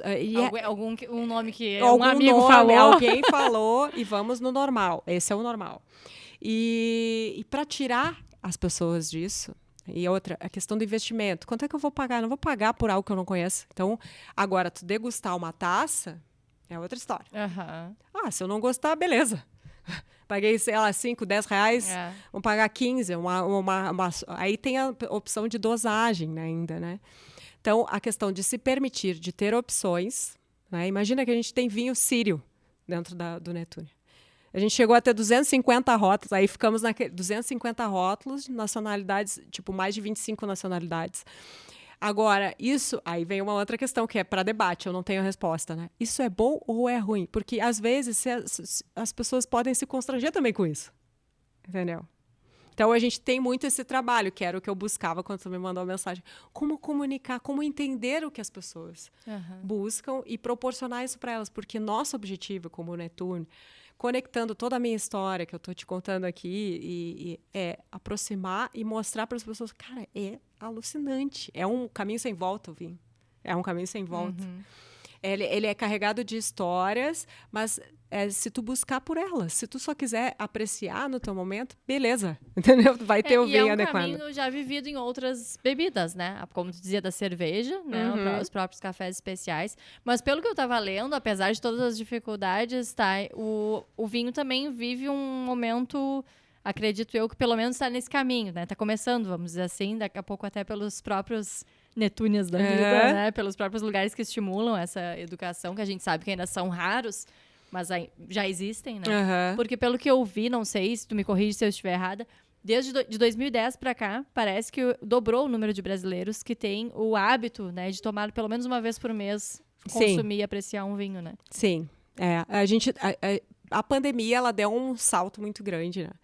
Principalmente por o que vamos fazer dentro de casa, né? O que a gente vai... Aí busca por opções nacionais, isso falando de vinho nacional. O que eu acho que é carente ainda no Brasil? Informação é muito carente, tá? Então, por exemplo, eu te falei, 90% da produção do Brasil é no Rio Grande do Sul, de vinhos. Mas hoje a gente tem vinícolas sendo construídas na Chapada Diamantina. A gente tem o Vale do São Francisco, que daí é uma viticultura inovadora, com manejo de irrigação para, enganar as plantas, assim. Tipo, elas produzem mais de uma vez por ano, o que é feito, eu vou te dizer que eu saiba, é só lá que é feito, assim, tipo, produzir em clima semiárido, assim, né? Tipo, em clima semiárido 2,5 vezes, né? Diferente do tipo, claro, se tu vai pra origem lá, né? Geórgia, Irã, Iraque, que é o início da história também, que se fala, terroir do Egito, se produz em áreas áridas, mas não com esse manejo de mais de uma vez no ano. Mas, enfim, não se conecta às informações, porque o Brasil é um país muito grande. Então, quem é esse público? Quando se fala em aumento, eu gostaria de saber mais sobre essas pessoas, entendeu? Quem são elas? Porque se nós conhecermos elas, a gente vai conseguir entender como falar, como comunicar. Claro, o que estão buscando. O que elas estão buscando. Aí a gente volta, né, no paralelo de novo. A gente está adorando essa palavra. Que eu te falava da questão da comunicação, né? Eu entendo a tua dor, porque eu acho isso. Às vezes a gente fala no número, mas o número, ele é bonito, dobrou. Né? Dobrou é coisa boa, né? A gente pensa, mas o que isso significa na prática, né? Como tu dizias, quem são essas pessoas e o que elas realmente buscam. E lá no Netúnia, antes da gente fazer o nosso break, que aí até quero te perguntar se é o momento ideal, mas antes da gente fazer o nosso break, eu quero entender... Lá no Netúnia, tu já consegue, apesar do relativo pouco tempo de casa, vida, né, de existência, Tu já consegue perceber o que essas pessoas buscam? Eu consigo entender uma coisa muito interessante, que é assim, as mulheres, elas estão muito mais abertas a novidades, inovações e a experimentação. As mulheres, de uma maneira geral, elas já chegam perguntando o que tu tem de diferente. Isso é muito interessante. Uhum. É um perfil de consumo que eu acho interessantíssimo. Elas experimentam. Austríacos, a Áustria um dos países em termos de vinho que eu descobri também fazendo todo esse estudo. Imagina tu estudar a carta, como que tu vai compor ela. É uma infinidade tão grande de rótulos e tão grande de produtos. A gente nunca vai conhecer tudo, entendeu? E se as pessoas pelo menos entenderem isso, elas vão se sentir mais confortáveis. Mais confortáveis. Olha, né? Se nem ela entende, quem sou eu, né? Todo mundo. Imagina os vinhos, tipo assim, o vinho do Drácula. Vinho do Drácula. Uma casta chamada Feteasca alba, por exemplo. Que isso, né? Tipo, muitas variedades que são produzidas ao longo do mundo inteiro, que têm nomes diferentes. Então, por exemplo, o Zinfandel é uma casta que é produzida como Zinfandel nos Estados Unidos e na região de Puglia, na Itália, ela é conhecida como primitivo. Então, como é que eu vou saber que é o mesmo? Entendeu? Tipo, só quem vai mais a fundo. Sim. Mas se não, tu pode o que eu falo assim, olha, de maneira geral, para se permitir, primeiro entender se tu gosta de vinhos mais fortes, aí tentando achar um vocabulário que seja, a pessoa compreenda. Compreenda. Mais fortes, mais alcoólicos, mais estruturados. Depende do momento, depende tal. Aí a gente pode começar a criar um mapa mental de quem são essas pessoas, onde elas estão buscando. Nas regiões mais frias, as regiões de serra, a tendência é que eles produzam vinhos mais leves, né? Então a gente vai mais, por exemplo, a vocação da Serra Gaúcha é de vinhos brancos, rosés e espumantes. Né? Então, tu pensa na serra e pensa na campanha. A campanha é tórrida, coxilhas, né? Suavemente onduladas. Pensa na serra que, tipo, de manhã tem o sol tá pegando num lugar, de tarde já não tá. Na campanha não, é o sol o dia inteiro. Então, as coxilhas permitem que a uva tenha aquela insolação. Então, elas amadurecem de maneira diferente. Então, tem vinhos potencial para tintos. Pega todo esse sol em uvas brancas, por exemplo, elas torram. Elas não têm proteção. A gente aqui trabalha com Sauvignon Blanc, por exemplo, a gente deixa com folha no entorno para elas não torrarem. E aí preserva o aroma. Então, entendendo uma coisinha, a gente tá nesse desafio, a Ju está trabalhando conosco, que ela está estudando enologia. Eu vou fazer, agora, meu próximo meta, eu vou fazer curso de sommelier para entender o vocabulário, porque eu entendi também porque sommelier e enólogo não tem nada, não... Que é outra confusão. É outra confusão, que precisa ser dita também. Já fui muito confundida com sommelier, e eu, cara, não, sommelier é depois da garrafa pronta. O enólogo produz o vinho. Então... são coisas completamente diferentes, são trabalhos. Nosso trabalho envolve uma etapa subsequente da outra, né? Mas no final, a Ju começou a trabalhar conosco, ela é engenheira agrícola, ela começou a faculdade de enologia, mas é a dedicação, é a vontade de aprender, sabe? E também a gente tem uma carência grande de profissionais que vão para o campo, né? Isso eu falo para todas as áreas, assim, Paulo, todas as áreas. Botar o pé no chão, no barro, entender que a trajetória até chegar lá na parte glamurosa, tu tem que traçar um caminho e que essa é a parte legal. Tipo assim, de tu chegar, se sentir que tu é o sense of belonging, né? Né?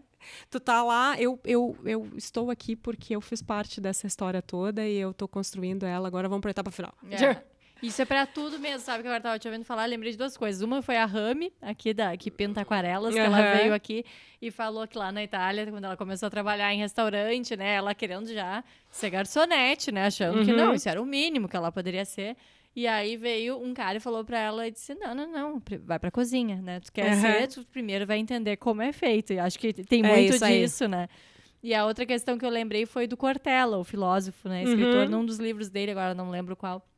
Ele conta, quando ele trabalhava na Secretaria de Educação lá de São Paulo, assim, que tinha uma mulher, tinham várias pessoas, claro, né? Ninguém entendia a importância do seu papel ali, né? Em toda aquela dinâmica, toda aquela logística que acontecia para que as aulas acontecessem, os materiais fossem entregues aos alunos da rede pública e tudo mais. E aí ele levou a mulher que fazia, na época, o xerox, né? Tudo era xerocado.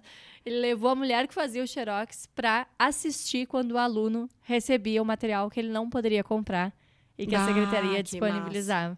E aí eles que aquilo ali foi assim uma mudança no comportamento de todos aqueles funcionários, porque eles tinham então o senso de pertencimento, né? Eu faço parte desse processo. O que eu faço, por mais que seja um xerox, é importante. E isso a gente, como tu dizia, isso a gente precisa em todas as áreas entender por que eu levanto da cama, né? Entender o que vai ser o resultado final, muito além do vinho em si, do produto em si, mas o que eu tô participando do momento da vida das pessoas, né? Exatamente. Isso é mágico, né? Isso é mágico. Tudo mágico. A gente quis transmitir isso para as pessoas aqui, pensando lá na etapa. Imagina eu lá, na uva, no sol, pensando, será que as pessoas, quando forem no Netúnia, elas vão querer tomar um vinho refrescante desse que a gente está fazendo aqui? Sabe? Ao final de tarde, sabe? Ficar no final de tarde, lá no verão, a gente tem aquele espaço de vidro ali, é para realmente momentos e descontrair, sabe, Paula? A gente quer reduzir esse gap, como eu te falei lá no início. Mas isso para todas as áreas. A carência que tu estava me falando de cursos, várias pessoas vão falar, tá, e tu tens que dar um curso. Mas como é que eu vou dar um curso? Essa é outra dúvida. Eu até te pergunto sugestões, Paula. Eu super aceito e busco, na verdade, sugestões. Tenho discutido isso muito com amigos. Agora, semana que vem o Choro da Videira e a Lise, que são... eles são o Choro é médico e sommelier. A Lise é sommelier também, trabalha com a vinícola campestre. Eles vão vir aqui no Netúnia.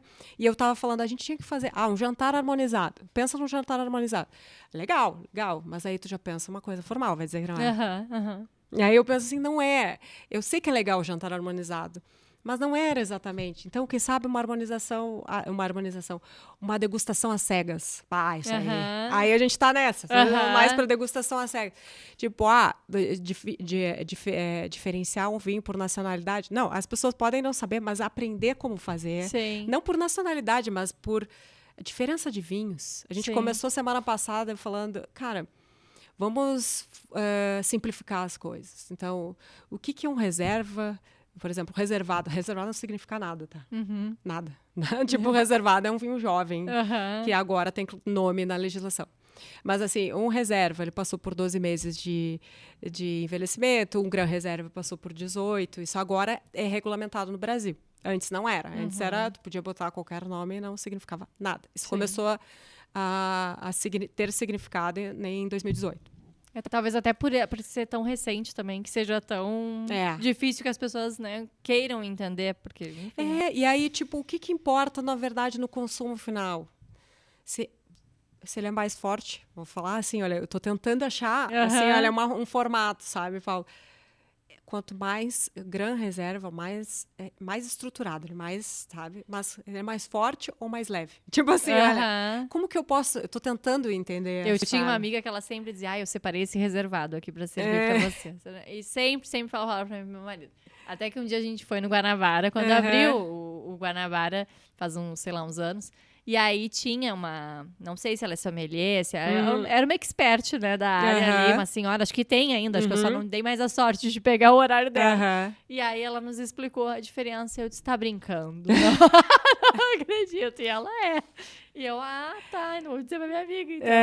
Mas ela toda pomposa, eu comprei um reservado. Mas ela provavelmente trifeliz. Trifeliz, claro, não é por mal. Um reservado pra ti e tal.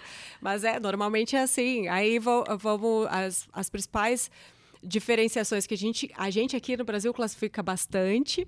Aí, como eu estava te falando, tu vai lá para a Europa, e eu não estou dizendo que a gente tem que ser, eu tô falando, a gente já falou sobre ancestralidade, a gente está se descobrindo. Claro. O bom de se descobrir é tu se permitir, como eu falei. Então, tu pode ousar. Então, chega lá, é um copo de vinho. O que te perguntam em qualquer restaurante? É branco, rosé ou tinto tu quer? Tipo assim, não tem reservado. Não, é um branco, rosé ou tinto. O de jarra, eles têm o vinho da casa. Simplifica o consumo. Esse é o primeiro passo. Lá no vinho de garrafão que eu tomei lá. Então, começa por aí e beleza, tudo bem. Não tem erro nisso, entendeu? É começar. Só se aproxima e vai vendo a diferença. Suave, vai ter açúcar residual, né? O seco não tem. Sim. Tem, tipo, o seco vai ter até 4 gramas, mas é muito nível de especificação, entendeu? Acho que a legislação também tem alguns furos, assim, no sentido de, por exemplo, o espumante seco não tem o mesmo significado que o vinho seco. Então, tipo, traz uma confusão. Já confunde, sim. Já não colabora. Já não colabora. Então, tipo, já me perguntaram se brute é uva. Entendeu? E são perguntas que são normais, comuns. Então, relacionada a brute, até deixando isso, né? Porque daí já deve ter vindo alguém já deve ter pensado, não é? Não é. Então, é o Nature, não tem açúcar residual. O extra brut é de 3 a 8, né? Então, assim vai indo. E depois o brut é de 8 a 15, e assim vai indo, entendeu? Sim. Brut diz respeito à quantidade de açúcar residual, mas isso é muita informação técnica. Não, isso é pro teu curso. É pro meu curso. Olha, se querem um curso da Thay, bem gosto de youtuber, comenta. Comenta. Eu quero, comenta eu quero. Como que a gente vai falar sobre isso? E como já sugere o formato ideal. Já sugere o formato. O que não te faria sentir vergonha por não saber. Porque não é motivo de vergonha, né? Exatamente. Inclusive, tá, agora eu vou chamar o nosso break, nosso Minuto e o Shake, tá? Mas antes eu só queria te falar uma coisa. Que a gente estava falando sobre coerência, né? A coerência que a gente não enxerga porque, enfim, a vida atropela, a gente nem para pensar. Mas se tu for analisar, o teu pai falava muito, né? Inclusive em relação ao Galvão. Tem que ser humilde, não fica abordando, não fica nanana. Tu lá na questão do estudo, né? As perguntas que já fazias. E aí, olha como realmente tem coerência, porque aí é o que tu busca que as pessoas percebam. Exato. Que elas precisam ser humildes. Na verdade, é a mesma coisa que o teu pai fez contigo. É o que tu tenta. Exatamente. Eu nunca tinha pensado nesse formato, Paulo. Sempre tem um fio condutor e um aprendizado com quem veio antes da gente, né? É verdade. É sobre tudo isso que a gente tá falando, na verdade. Mas agora deixa eu te perguntar com toda a humildade. O que é melhor, comer sorvete primeiro ou tomar o vinho primeiro? Sorvete. Então, Sorvete. Então tá liberado. Tá liberado. Então tá. Agora os meninos vão nos servir e em breve a gente volta saboreando nosso sorvetinho. Bom, então antes de degustar o vinho, né, que a minha entrevistada gentilmente trouxe pra gente, vamos, como é que é, abrir as papilas gustativas. Olha só, então fica à vontade, tá? Esse sorvete é da Yoshake, tá? E como que a gente fala, guris? Que eu até esqueci o... Não. É edição limitada. São duas edições limitadas. Tem Floresta Negra e Pão de Mel. Então... Pode. Vai com tudo. E é muito legal. Todo o processo lá deles de produção é muito bacana. Tu entende por que é tão gostoso. Não, e aí tu vê como a história fala muito a palavra conexão. Porque é como ele se conecta com estar aqui contigo. Toda vez que tu tá gravando. Com certeza. Tu tem que ir lá conhecer. E isso é uma coisa que eu tento bastante, assim, ter essa conexão mesmo com os patrocinadores, com quem apoia e tudo, porque a gente só comunica o que a gente tá cheio, né? Então, se tu não conhece ou não confia, como é que tu vai comunicar isso? Gostei dessa frase. Só comunica o que a gente tá cheio. Né? O Galvão sempre traz um monte de gente, de tudo que é canto, de todo, né? E todo mundo parava na hora que eu servia o vinho, né? Então todo mundo sempre, ela vai servir o vinho. Todo mundo para de conversar. E eu, mas por quê? Sigo aí. Aí eu, servindo o vinho. Nisso, derrubei um pingo, umas gotas de vinho, assim, na coisa branca, no tecido de linho, de não sei aonde que foi, guria. Mas eu sei como tira, né? Aí eu, tipo, todo mundo, e eu, tá, então vamos lá. Então vamos aprender outra técnica com a Thay. Aí eu fui lá, peguei o limãozinho, botei em cima, já fica de dica pra ti, Paula. Tu bota o limão, espreme o limão em cima, depois tu só larga, assim, o guardanapo, ele suga o vinho, porque é o ácido cítrico. Ele conecta e tira a mancha, mas tem que ser rápido. Tá gravando isso aí, Vicente, ou não? Então tá, porque isso aí todo mundo precisa saber.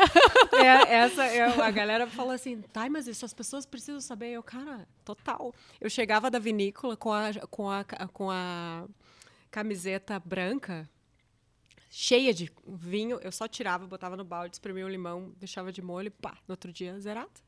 Branca. Não, isso é utilidade pública. É utilidade pública. É que nem bicarbonato, né? Bom, agora a gente voltou então no nosso sorvete, tava uma delícia, né? Maravilhoso. A gente fica meio sem limites quando tem o shake. Só que eu tô nervosa. Adivinha por quê? A gente falou tanto de humildade, né? Tá na hora de exercitar a minha. Que eu tô sentindo que eu tenho um vinho aqui pra degustar. É isso aí. E agora eu quero que tu me diga o que realmente é o melhor a ser feito quando a gente vai degustar um vinho. Então eu acho que seria interessante... assim, como eu tinha te dito, duas diferenças, degustar e aqui, mas agora a gente vai falar da degustação técnica, né? O tomar vinho é a la vontade.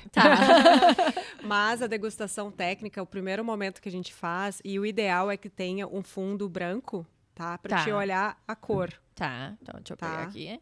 Vou imitando por enquanto. Tá, aí o fundo branco, tu pode observar a cor. Tu vê que no centro do vinho, tu tem a intensidade da cor. E na voltinha ali tem um anel, né? Que a gente fala que é o halo. Ele tem um rubi. O que é rubi? Um vermelho, assim. É um vermelho. E no centro, como tu não vê o fundo, olha, eu vou falar de uma maneira bem tranquila. Sim, pro leigo entender. Que sou eu, no caso. Não, e pra gente atingir o maior número de pessoas possível. Tu não consegue nem ver o fundo, olha. Tu vê que ele tem um rubi de intensidade profunda. Entendeu? Então, vendo é melhor do que, né, do que ficar só falando. Então, a gente já viu ele, já conseguimos descrever ele visualmente. Aí tem os outros termos, desde límpido, se ele não tem liberação de gases. Não vamos entrar nesse mérito. Mas o principal é a cor. Faltou a gente dizer uma coisa, né? Pra pessoa que está em casa viver a experiência completa... compra um vinho Paralelo 31 da Buenos Aires, né? Exatamente. Pode também degustar, e aí pode degustar em taça lá no Netúnia. Olha aí. Também. Já tem a noite completa. É isso aí. Aí tem a cheiradinha, gente, vai lá. Aí a cheiradinha é uma primeiro sem girar. Tá. Aí tu não precisa girar, por quê? Primeiro momento ele vai liberar os primeiros aromas. Quando tu gira, tu tá liberando os aromas menos voláteis, né? Que vem mais, tu tá facilitando a vida. Já tenho até medo de girar. Começa por aí, deixa eu pegar Sabe com a direita, que eu acho que eu sou mais coordenada. Sabe outra dica? É assim, olha, botar na mesa e fazer assim, olha. Pra te sentir mais seguro, olha. E não tem problema o barulhinho? Não. Não é deselegante? Não. E as taças são de titânio também. Não tem problema nenhum. Olha. Lembrei da Sandra Nemberg, que deselegante. Daí tu dá uma giradinha e vai de novo. E aí tu vê se tem diferença de aromas da primeira vez que tu sentiu e da segunda. Tá? Então, esse vinho que a gente está degustando, o Paralelo 31, ele passou por barrica de carvalho francês, de primeiro e segundo uso. Tá? O que isso denota? As tais especiarias que eu estou te falando antes. A madeira, ela sempre imprime as especiarias, tá? Que podem ser diversas, né? Eu sinto, por exemplo, mas aí a história de sentir, se eu começar a descrever o que eu sinto, eu já estou te induzindo, né? Entendi. Então, esse é um cuidado que eu tento ter, de não entrar a fundo e também ouvir. Eu não sei se tu consegue descrever alguma coisa. Esse era o meu momento. Não, mas aí tu fica à vontade, olha. Deixa a tua mente abrir. Eu vou te dar dicas, assim, olha, vinhos produzidos em regiões de clima quente, quando a gente falar de frutas vermelhas, a gente vai para um leque das frutas vermelhas mais escuras. Então, tu pensa assim, morango, por exemplo, é uma fruta vermelha de um clima mais frio. Então, tu vai indo num leque pensando nas frutas mais assim, tipo, vai indo até mirtilo, de gelé, de amora e tal. Tu vai indo Então, o lado das frutas de clima quente, como é a campanha, vai para esse lado. É uma boa descrição. É um bom descritor. Eu ia falar mirtilo. Ele entra no ramo das frutas vermelhas, né? Que a gente tava falando. Olha, eu não tô tão fora, né? Daí, nas frutas vermelhas tem também, não estou dizendo que tem necessariamente aqui, mas descritores, vai amora, então ameixa, né? A framboesa, que eu estava falando, cereja, morango, enfim, frutas vermelhas que vão até as negras. E eu costumo perguntar, assim, quando eu quero realmente, né? Tô naquele momento que a gente tá querendo aprender, não só tomar, como a gente falava, né? E aí eu começo a perceber o que geralmente tem no que eu mais gosto, sabe? Que eu acho que isso é um jeito de aprender o que eu realmente gosto, né? E não o que as pessoas mais tomam, sabe? Sim. Então eu procuro saber sempre, eu gosto de ler. Mesmo que às vezes a gente não entende tanto, né? Tá? Mas eu gosto de ler ali quando eu tenho a garrafa em si, né? Gosto de ler o rótulo. E a história que ele te conta também. A história. Eu adoro rótulo, né? Então eu adoro o todo, assim, que o rótulo conta, sabe? É claro, também sou da área da comunicação, né? Sim. Aí vai muito por esse lado também. Mas sabe que eu lia, quando eu aprendi a ler, eu lia rótulo, todos os rótulos, eu ficava lendo, assim. A gente não tinha internet também. Sim. Vivia lendo o que estava na frente. Isso é muito clássico da criança. É. Aprende a ler, vai lendo placa, vai lendo rótulo. Lendo placa. Aliás, a gente falou isso, acho que só nos bastidores, né? Da questão dos rótulos do Netúnia. Ah, sim. Que também passaram por ti. Passaram. E o que depois eu vou te entregar ali um presente, né? Que é duas castas, aí falando já de uva, que eu amo e que inclusive tem aqui no Paralelo 31 que a gente está degustando. Paralelo 31 é um blend de Merlot, Cabernet Sauvignon e Petit Verdot. E o que eu te trouxe, que é o Netúnia, que é o Zenith, que é a ideia, o Zenith geográfico, né? Que seria o ponto mais alto. Ele tem 15,6 de álcool, para te ter uma noção. E ele também passou... É bom que ela avisou. Ele passou por madeira e ficou 26 meses em madeira. Tá, em barrica de carvalho. Os vinhos que passam por madeira, eles já não, eles perdem o tom mais violeta, tá? Porque a madeira ela traz uma micro-oxigenação para o vinho. Sim. Que faz essa evolução toda. Como é que funciona na prática? O oxigênio vem de fora para dentro e ele vem carregando esses componentes da madeira para dentro do vinho e conectam principalmente em função de uma ponte de... já vou entrar na parte técnica. O álcool conecta com esses compostos da madeira. Sim. E dá uma diversidade muito grande do que tu vai sentir. É assim que funciona. Aí, mas assim, voltando à degustação, eu já tomei um golinho, já botei em boca. Desculpa. Eu segui, né? E aí tu vai fazer, tipo, molhar a boca no primeiro momento. Isso a gente tá falando de degustação técnica, né? Pra sentir, tipo, é como se tu fosse ambientar a tua boca para depois, a segundo momento, aí sim tu fazer uma análise mais profunda. Principalmente depois, depende muito do que tu tava na boca antes, né? Como a gente abriu as papilas com o sorvete, a nossa sensibilidade fica maior. Eu gosto assim, que dá aquela mini ardênciazinha, assim, sabe? Dá só uma cutucada.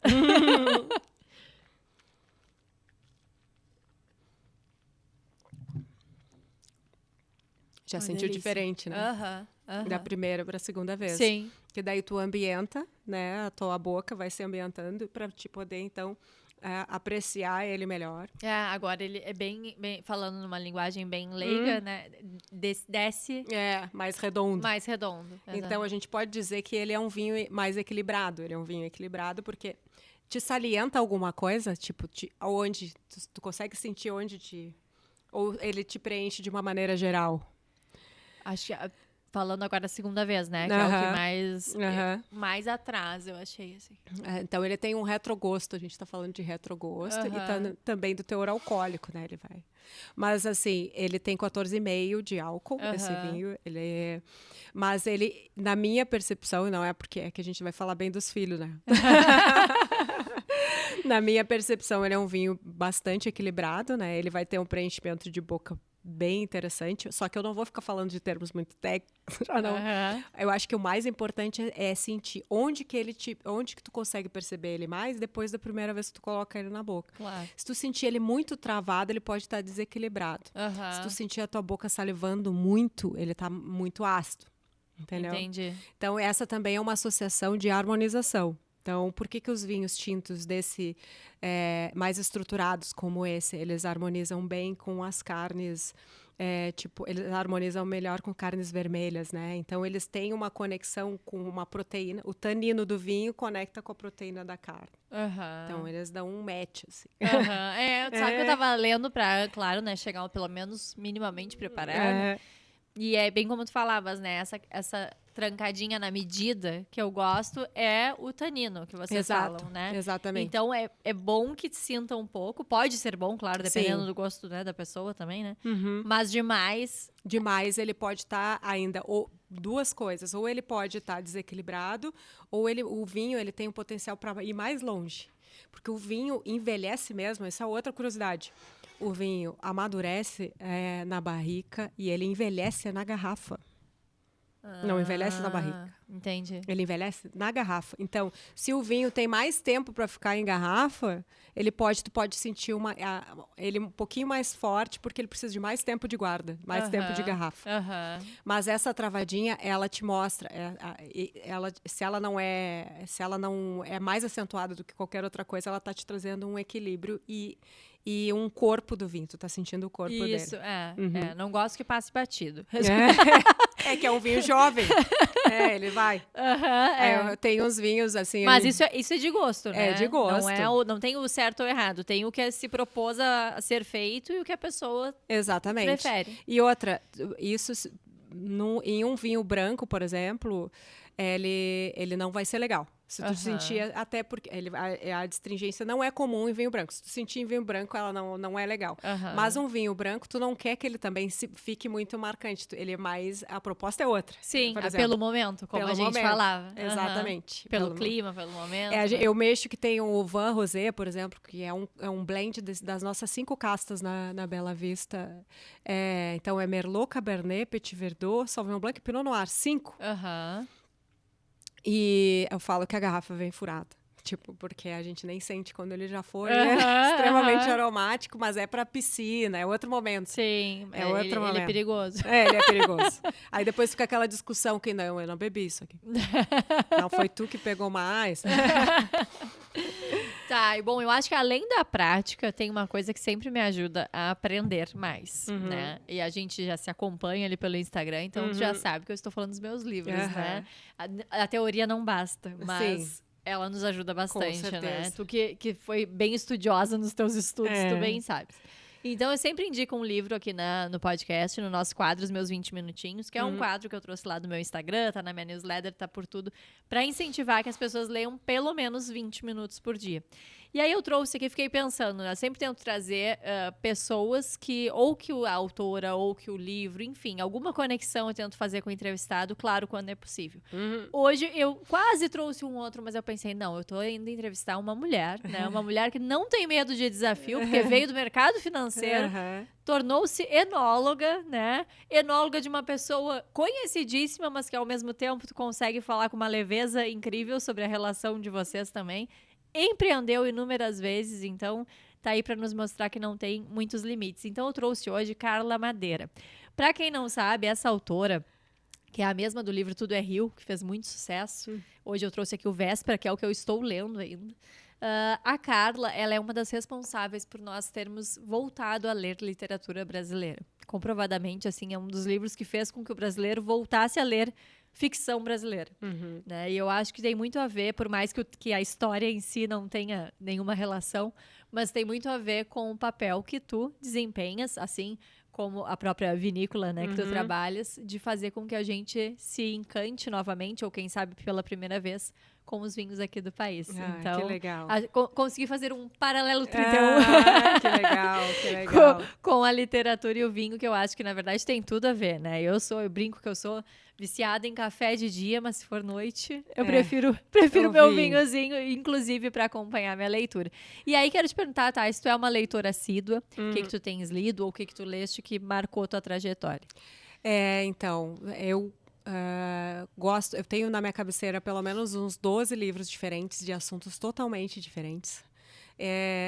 Tenho a linguagem técnica, mas assim, de cabeceira, hoje eu tenho o Descobrindo o Vinho, que é uma história, indo mais lá na história ancestral do vinho, pensando, mas não foi o livro que mais me marcou no início da minha transformação de mercado financeiro.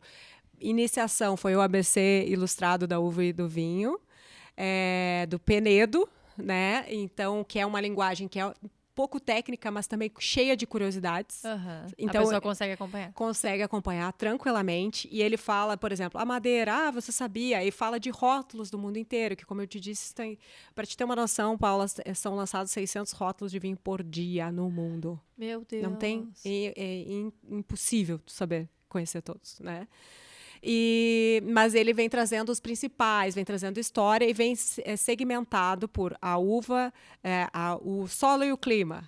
Aí conta histórias técnicas e demonstra com alguns rótulos. E o segundo, que aí então esse é mais ilustrativo e técnico, mas não tão técnico, cheio de histórias. E o outro que seria do Ribeiro Gayon, que daí é um livro extremamente técnico, que é considerado o papa da enologia mundial, que esses são 800 e poucas páginas. O cara estudou 50 anos consecutivos as mesmas plantas na França para chegar a conclusões para transmitir para as pessoas. Então ele é sensacional, né? E tipo Ribeiro Gayon, ele francês também. Então são autores e livros que mudaram a minha vida, né? Depois ali na minha cabeceira tem esses 12 que vão desde passaporte para 2030 até Descobrindo Vinho, e, enfim, agora esses são os que eu tô, o Descobrindo Vinho que eu voltei, e é por aí. Mas tu falava do passaporte, tu lê coisas que também não são da... Que não são. Eu leio também autores tipo, que vão desde a doutrina espírita, por exemplo,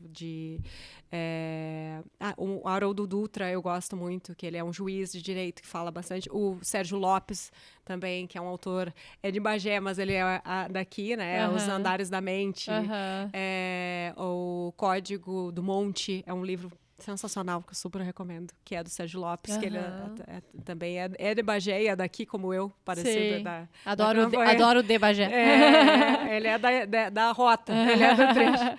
Então, esse Código do Monte eu super recomendo, é um livro bem interessante também. Sim. E então são perspectivas diferentes, né? Eu gosto de pulverizar, e gosto também para leitura, tipo, o Melancia em inglês para ver comédia, para ler comédia e treinar a língua. Brené Brown é outro. É maravilhosa. Simon Sinek também. Então, são livros que eu tenho, ou podcasts que eu vou, audiolivros que eu vou no trecho. Sim. Eu gosto bastante também, né? De, às vezes, pegar a versão resumida em áudio.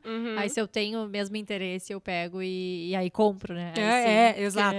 Porque aí, claro, aí tu tem que ter o teu, né? Não, e eu gosto do livro impresso. Do livro físico, eu gosto do livro físico. Eu também, ainda mais quando é assim, alguma coisa da minha área mesmo, aí mesmo que eu gosto de, sabe, sublinhar. Porque a ficção, claro, eu até destaco ali também no Kindle, mas ok, agora o técnico, né, da comunicação, o desenvolvimento pessoal, eu sei que eu vou querer pegar ali de novo, levo para as mentorias, levo para os cursos que eu dou, né, então...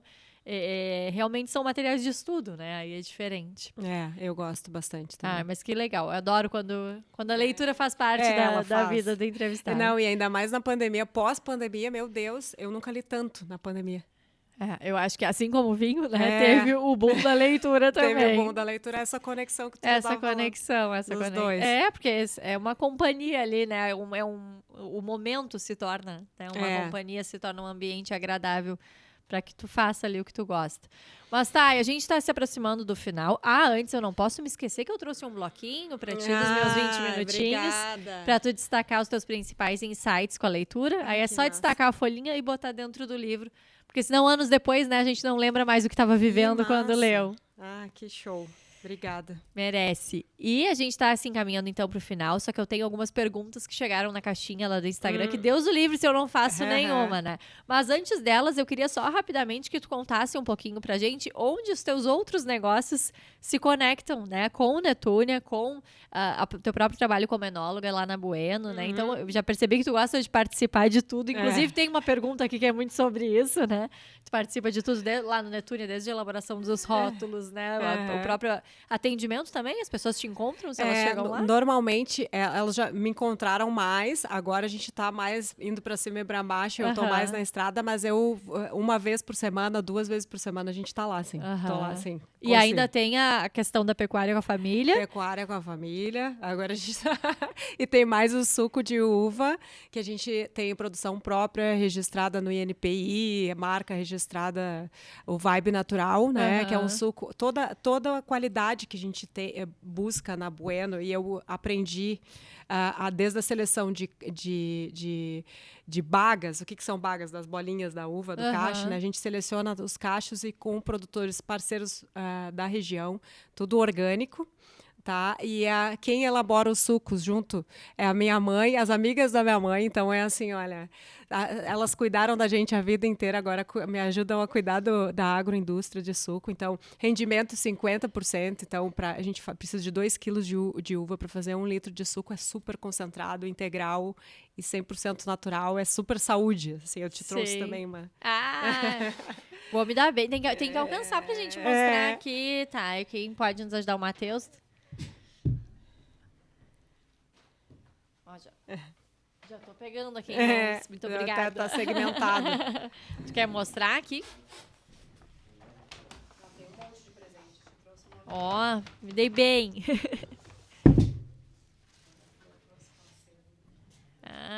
Que legal. Tem ele em 300 ml. Uma graça. E tem de 1 litro também.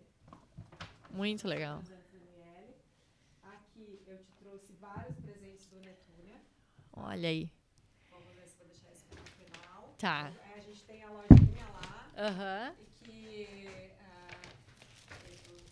Tem bastante coisa. Bastante coisa, desde camiseta.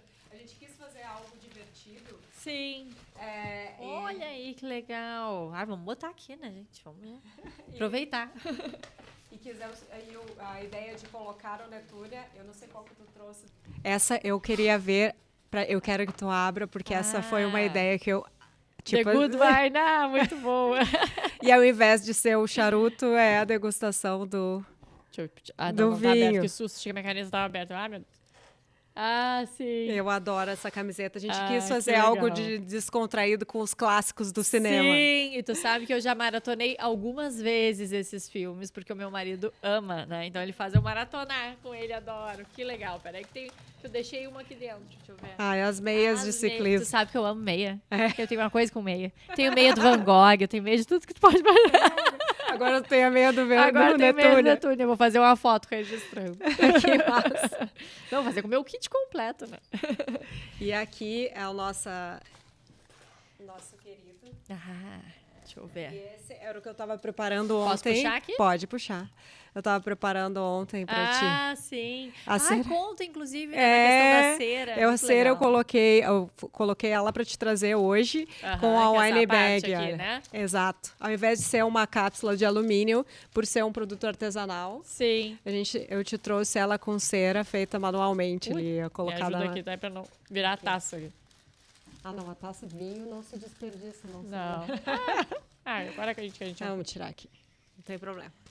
Então, esse vinho e todos os nossos rótulos a gente só encontra ali no Netúnia, né? Então, e assim como todos os presentes que a gente te trouxe, o Vibe a gente também vende ali com os guris do Madre, do Nave, do Meio.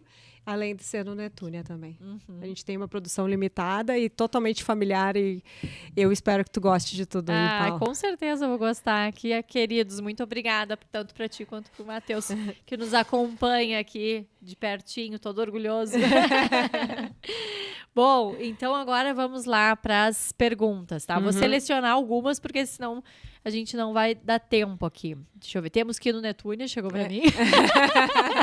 Já tem convites aqui, ó. A Ju, que é a proprietária do Círculos, primeira entrevistada aqui no Blá Blá Blá. Qual é o vinho da tua vida e qual memória te remete? O vinho da minha vida. Foi um Chateauneuf du Pape, que é um vinho francês de uma região da França, lá, tipo, de histórias, né? Esse vinho foi a primeira vez que eu descobri a diversidade de produção no mundo inteiro, assim, sabe? Lá é uma região do sul da França, em Avignon, onde não tem sistema de condução. Então, as plantas, elas brotam e crescem e produzem a uva próxima do chão, de tão favorável que é o clima, e eram feitas pelos papas em 1300, começou a produção em 1300 mais ou menos, quando os papas mudaram o Vaticano, que pouca gente sabe dessa história, né? Sabia que o Vaticano não deixou de ser dentro da Itália e passou a ser em Avignon por mais ou menos uns 100 anos. E lá em 1300 e pouco, Não sabia. E eu visitei eles lá e conheci aquele vinho. Meu Deus, aquele foi o primeiro, um vinho de 13 uvas diferentes produzidas. legal. Então aquilo me marcou, porque era o início da minha trajetória. Sim. E depois, claro, o Ânima 2018 dentro da Bueno, que foi essa história toda que eu te falei. tremeu. Que eu tremi.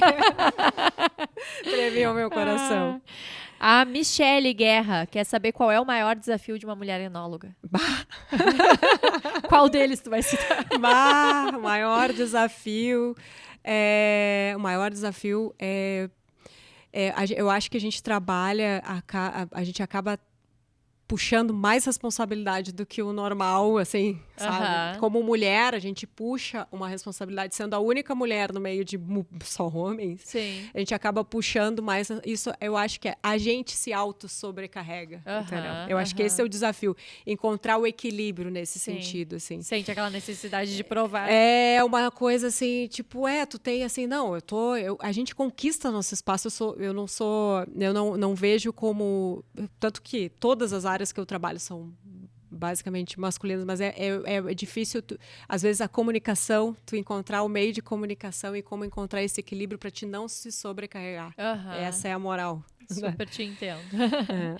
O tipo de taça realmente faz diferença na hora de beber o vinho? Faz se for um vinho encorpado e mais estruturado, com mais tempo de vida, como a gente estava conversando. Se forem vinhos jovens, não faz muito. O que tipo, é importante? Vinho branco, rosé. Outra coisa importantíssima, segurada a haste para não interferir a mão da temperatura do teu corpo com a temperatura do vinho. Então, nesse sentido, é importante. Tá? Os vinhos de mais longevidade, que tenham um bojo maior, para ele poder... as taças as bordalesas, né? Que elas te proporcionam um aroma melhor. Mas, assim, cara, só se for esse nível de vinho. Se forem vinhos de dia a dia, não influencia tanto. É mais a questão da temperatura. Sim. E o espumante, claro. A taça do espumante favorece a perlagem. Aproveitando, então, qual a diferença entre champanhe e espumante? Champanhe e espumante. O champanhe são os espumantes produzidos na região da França de Champagne. Só podem ser produzidos lá. E lá é o método champenoise. Tá, aí vamos falar de técnica. É um método onde... Sabe o que é um espumante, propriamente dito? Eu vou tirar daqui só para te ver melhor. O método champenoise... Um espumante, o vinho é fermentado 2 vezes. Tá? Então, ele fermenta até mais ou menos uns 10 graus. E na segunda fermentação, existem 2 formas. Ou ele vai fazer a segunda fermentação dentro da garrafa. Que é aquele que vai girando, tu já viu isso? Sim, sim. Aquilo ali é o método champenoise, o método tradicional, que é o método feito na França, lá na região de Champagne. Aprendi com o pouco que eu li do Viúva Clicquot. Tipo, ela foi uma das integrantes dessa história toda. Mas eles ganharam o direito. A gente produz nesse formato aqui. A Bueno tem o Cuvée Prestige, que é a forma de produção é inspirada neles, porém a gente não pode falar que é champanhe porque não foi feito lá. Depois, o outro método de produção de espumante é o método Charmat, que é quando a segunda fermentação é dentro de uma autoclave. É um panelão gigante, segura a pressão, 6 atm, para te ter uma noção que no nosso ar é 1 atm, dentro de uma garrafa de espumante tem 6 atm de pressão. É muita pressão, por isso que nunca tente abrir perto do rosto. Bom, tá explicado então a diferença. Deixa eu ver aqui mais uma. Qual o melhor vinho que tu participaste na produção e qual o ano dessa safra? Quem perguntou foi o Xandeco, meu mentorado. Ele é gerente de novos negócios na Casarão e é apaixonado por vinho. O 2018, o Ânima 2018 foi para mim espetacular, porque ele tem mais histórias por trás, né? O nosso agrônomo, aquele que me ajudou muito, ele teve que se ausentar por problemas de saúde, eu tive que assumir muitas coisas no meio da trajetória. Então, durante a safra, ele teve que se ausentar e eu tive que assumir tudo comigo. E depois, até lá o engarrafamento, não tinha o te pressa. Então, esse vinho, ele tem muita história para mim. E aí, e mais feliz eu fiquei quando ele ganhou dupla medalha de ouro na Argentina. Ele ganhou, foi reconhecido também como medalha de ouro no concurso Bacus, um concurso mais importante da Espanha. Então, agora ganhou medalha de prata na própria França, que foi a origem e inspiração dos vinhos da Buena. Que legal. E se o Xandé quiser comprar, ainda tem? Tem. Então tá aí, Xandé. Deixa eu ver agora aqui, então, pra gente fechar. 2 perguntas. Vou perguntar aqui da Débora, é a Cuca Fresca. Ela disse que é tua amiga, né? A Cuca Fresca é a professora do Marguetana. Sim. Da onde esse pique todo? Qual o teu mantra diário para tocar uma vinícola, um restaurante e ainda ser essa pessoa incrível? Eu não sabia que ela é o Cuca Fresca. É o apelido. É o apelido dela. Olha, sabe que desde pequena eu tenho hiperatividade, né? Não preciso dizer muito, fui diagnosticada com hiperatividade. Mas, além disso, eu sempre tive muita vontade de viver. Então, assim, desde pequena era assim, eu não queria dormir porque eu queria viver. Tipo, brincar. E eu acho que colocar energia, principalmente, é conectar com o teu coração, né? Com aquilo que te motiva, que é o vocária, que a gente estava falando. Eu acho que é isso que me dá energia todos os dias. E, principalmente, quando tu vê o resultado nas pessoas, que tu ajuda a construir ao longo da tua caminhada, que tu vê elas evoluindo profissionalmente do teu lado, assim.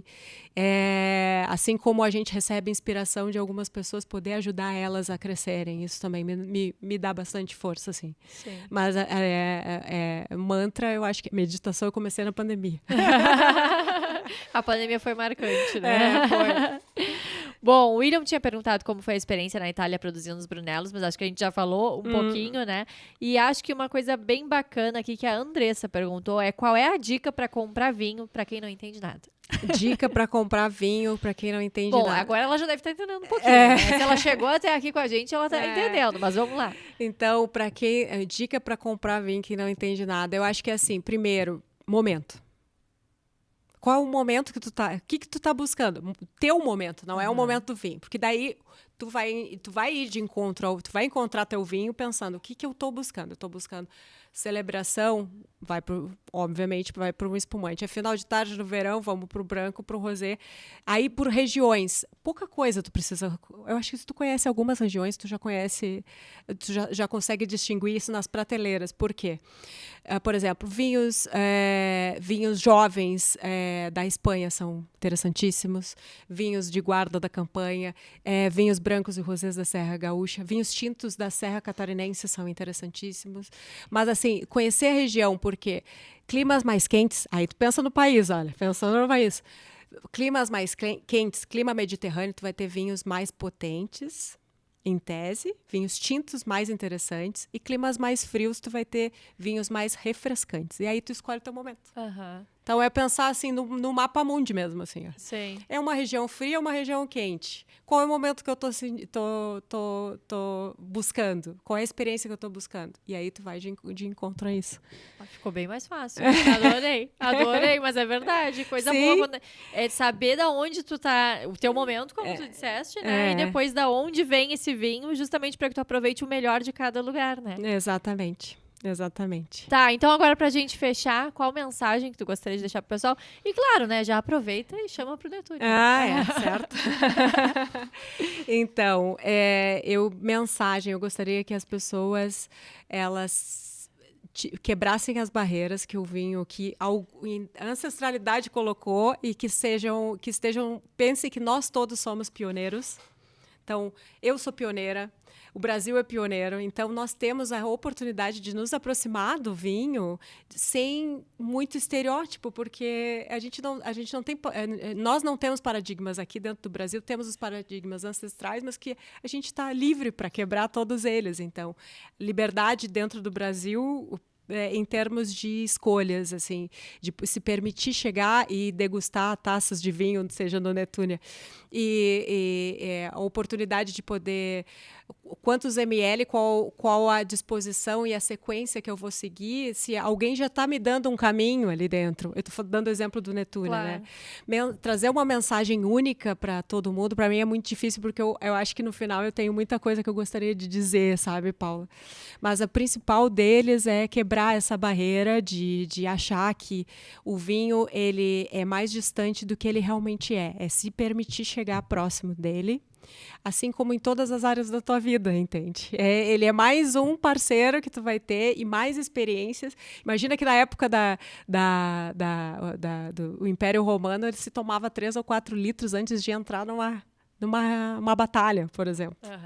Parceiro de abrir a mente dos filósofos, parceiro de abrir a nossa mente, que a gente está recém começando aqui. Então, vamos criar a nossa história do lado da construção do próprio vinho brasileiro. Eu acho que é isso, sabe? E o Netúnia está ali para favorecer esses momentos, né? Então, por taça, por ml, por continente, ou pensando nessa questão de se jogar a um novo mundo vitivinícola, né? De se lançar no mar do novo, de se permitir, seja lá qual origem tu tiver e qual história tu tiver, sempre vai ter um vinho adequado para o teu momento, né? Então é isso. Isso aí. Eu sei que a gente costuma brindar antes de beber, mas eu acho que esse podcast merece um brinde. Merece. Obrigada, Paula, pela oportunidade. Eu que agradeço. Tá mais calma agora, mais tranquila com comunicar o vinho? Eu acho que sim, acho que a gente está no caminho. E eu te agradeço por isso, né? Por essa conexão no momento que eu mais buscava para o universo. É verdade. Quando eu mandei a mensagem para a Thay, ela estava pensando, né? Como eu posso comunicar melhor esse Wineverso? É isso aí. É uma oportunidade única e te agradeço por isso. Capaz, merece. Como eu adoro um bom vinho, né? Então, que bom. Pra mim, eu tô aqui sempre como aprendiz e hoje aprendi muito, pode ter certeza. Que bom. Mas ainda quero o curso. Tá bom. Saúde. Até o nosso último episódio dessa temporada. Espero vocês.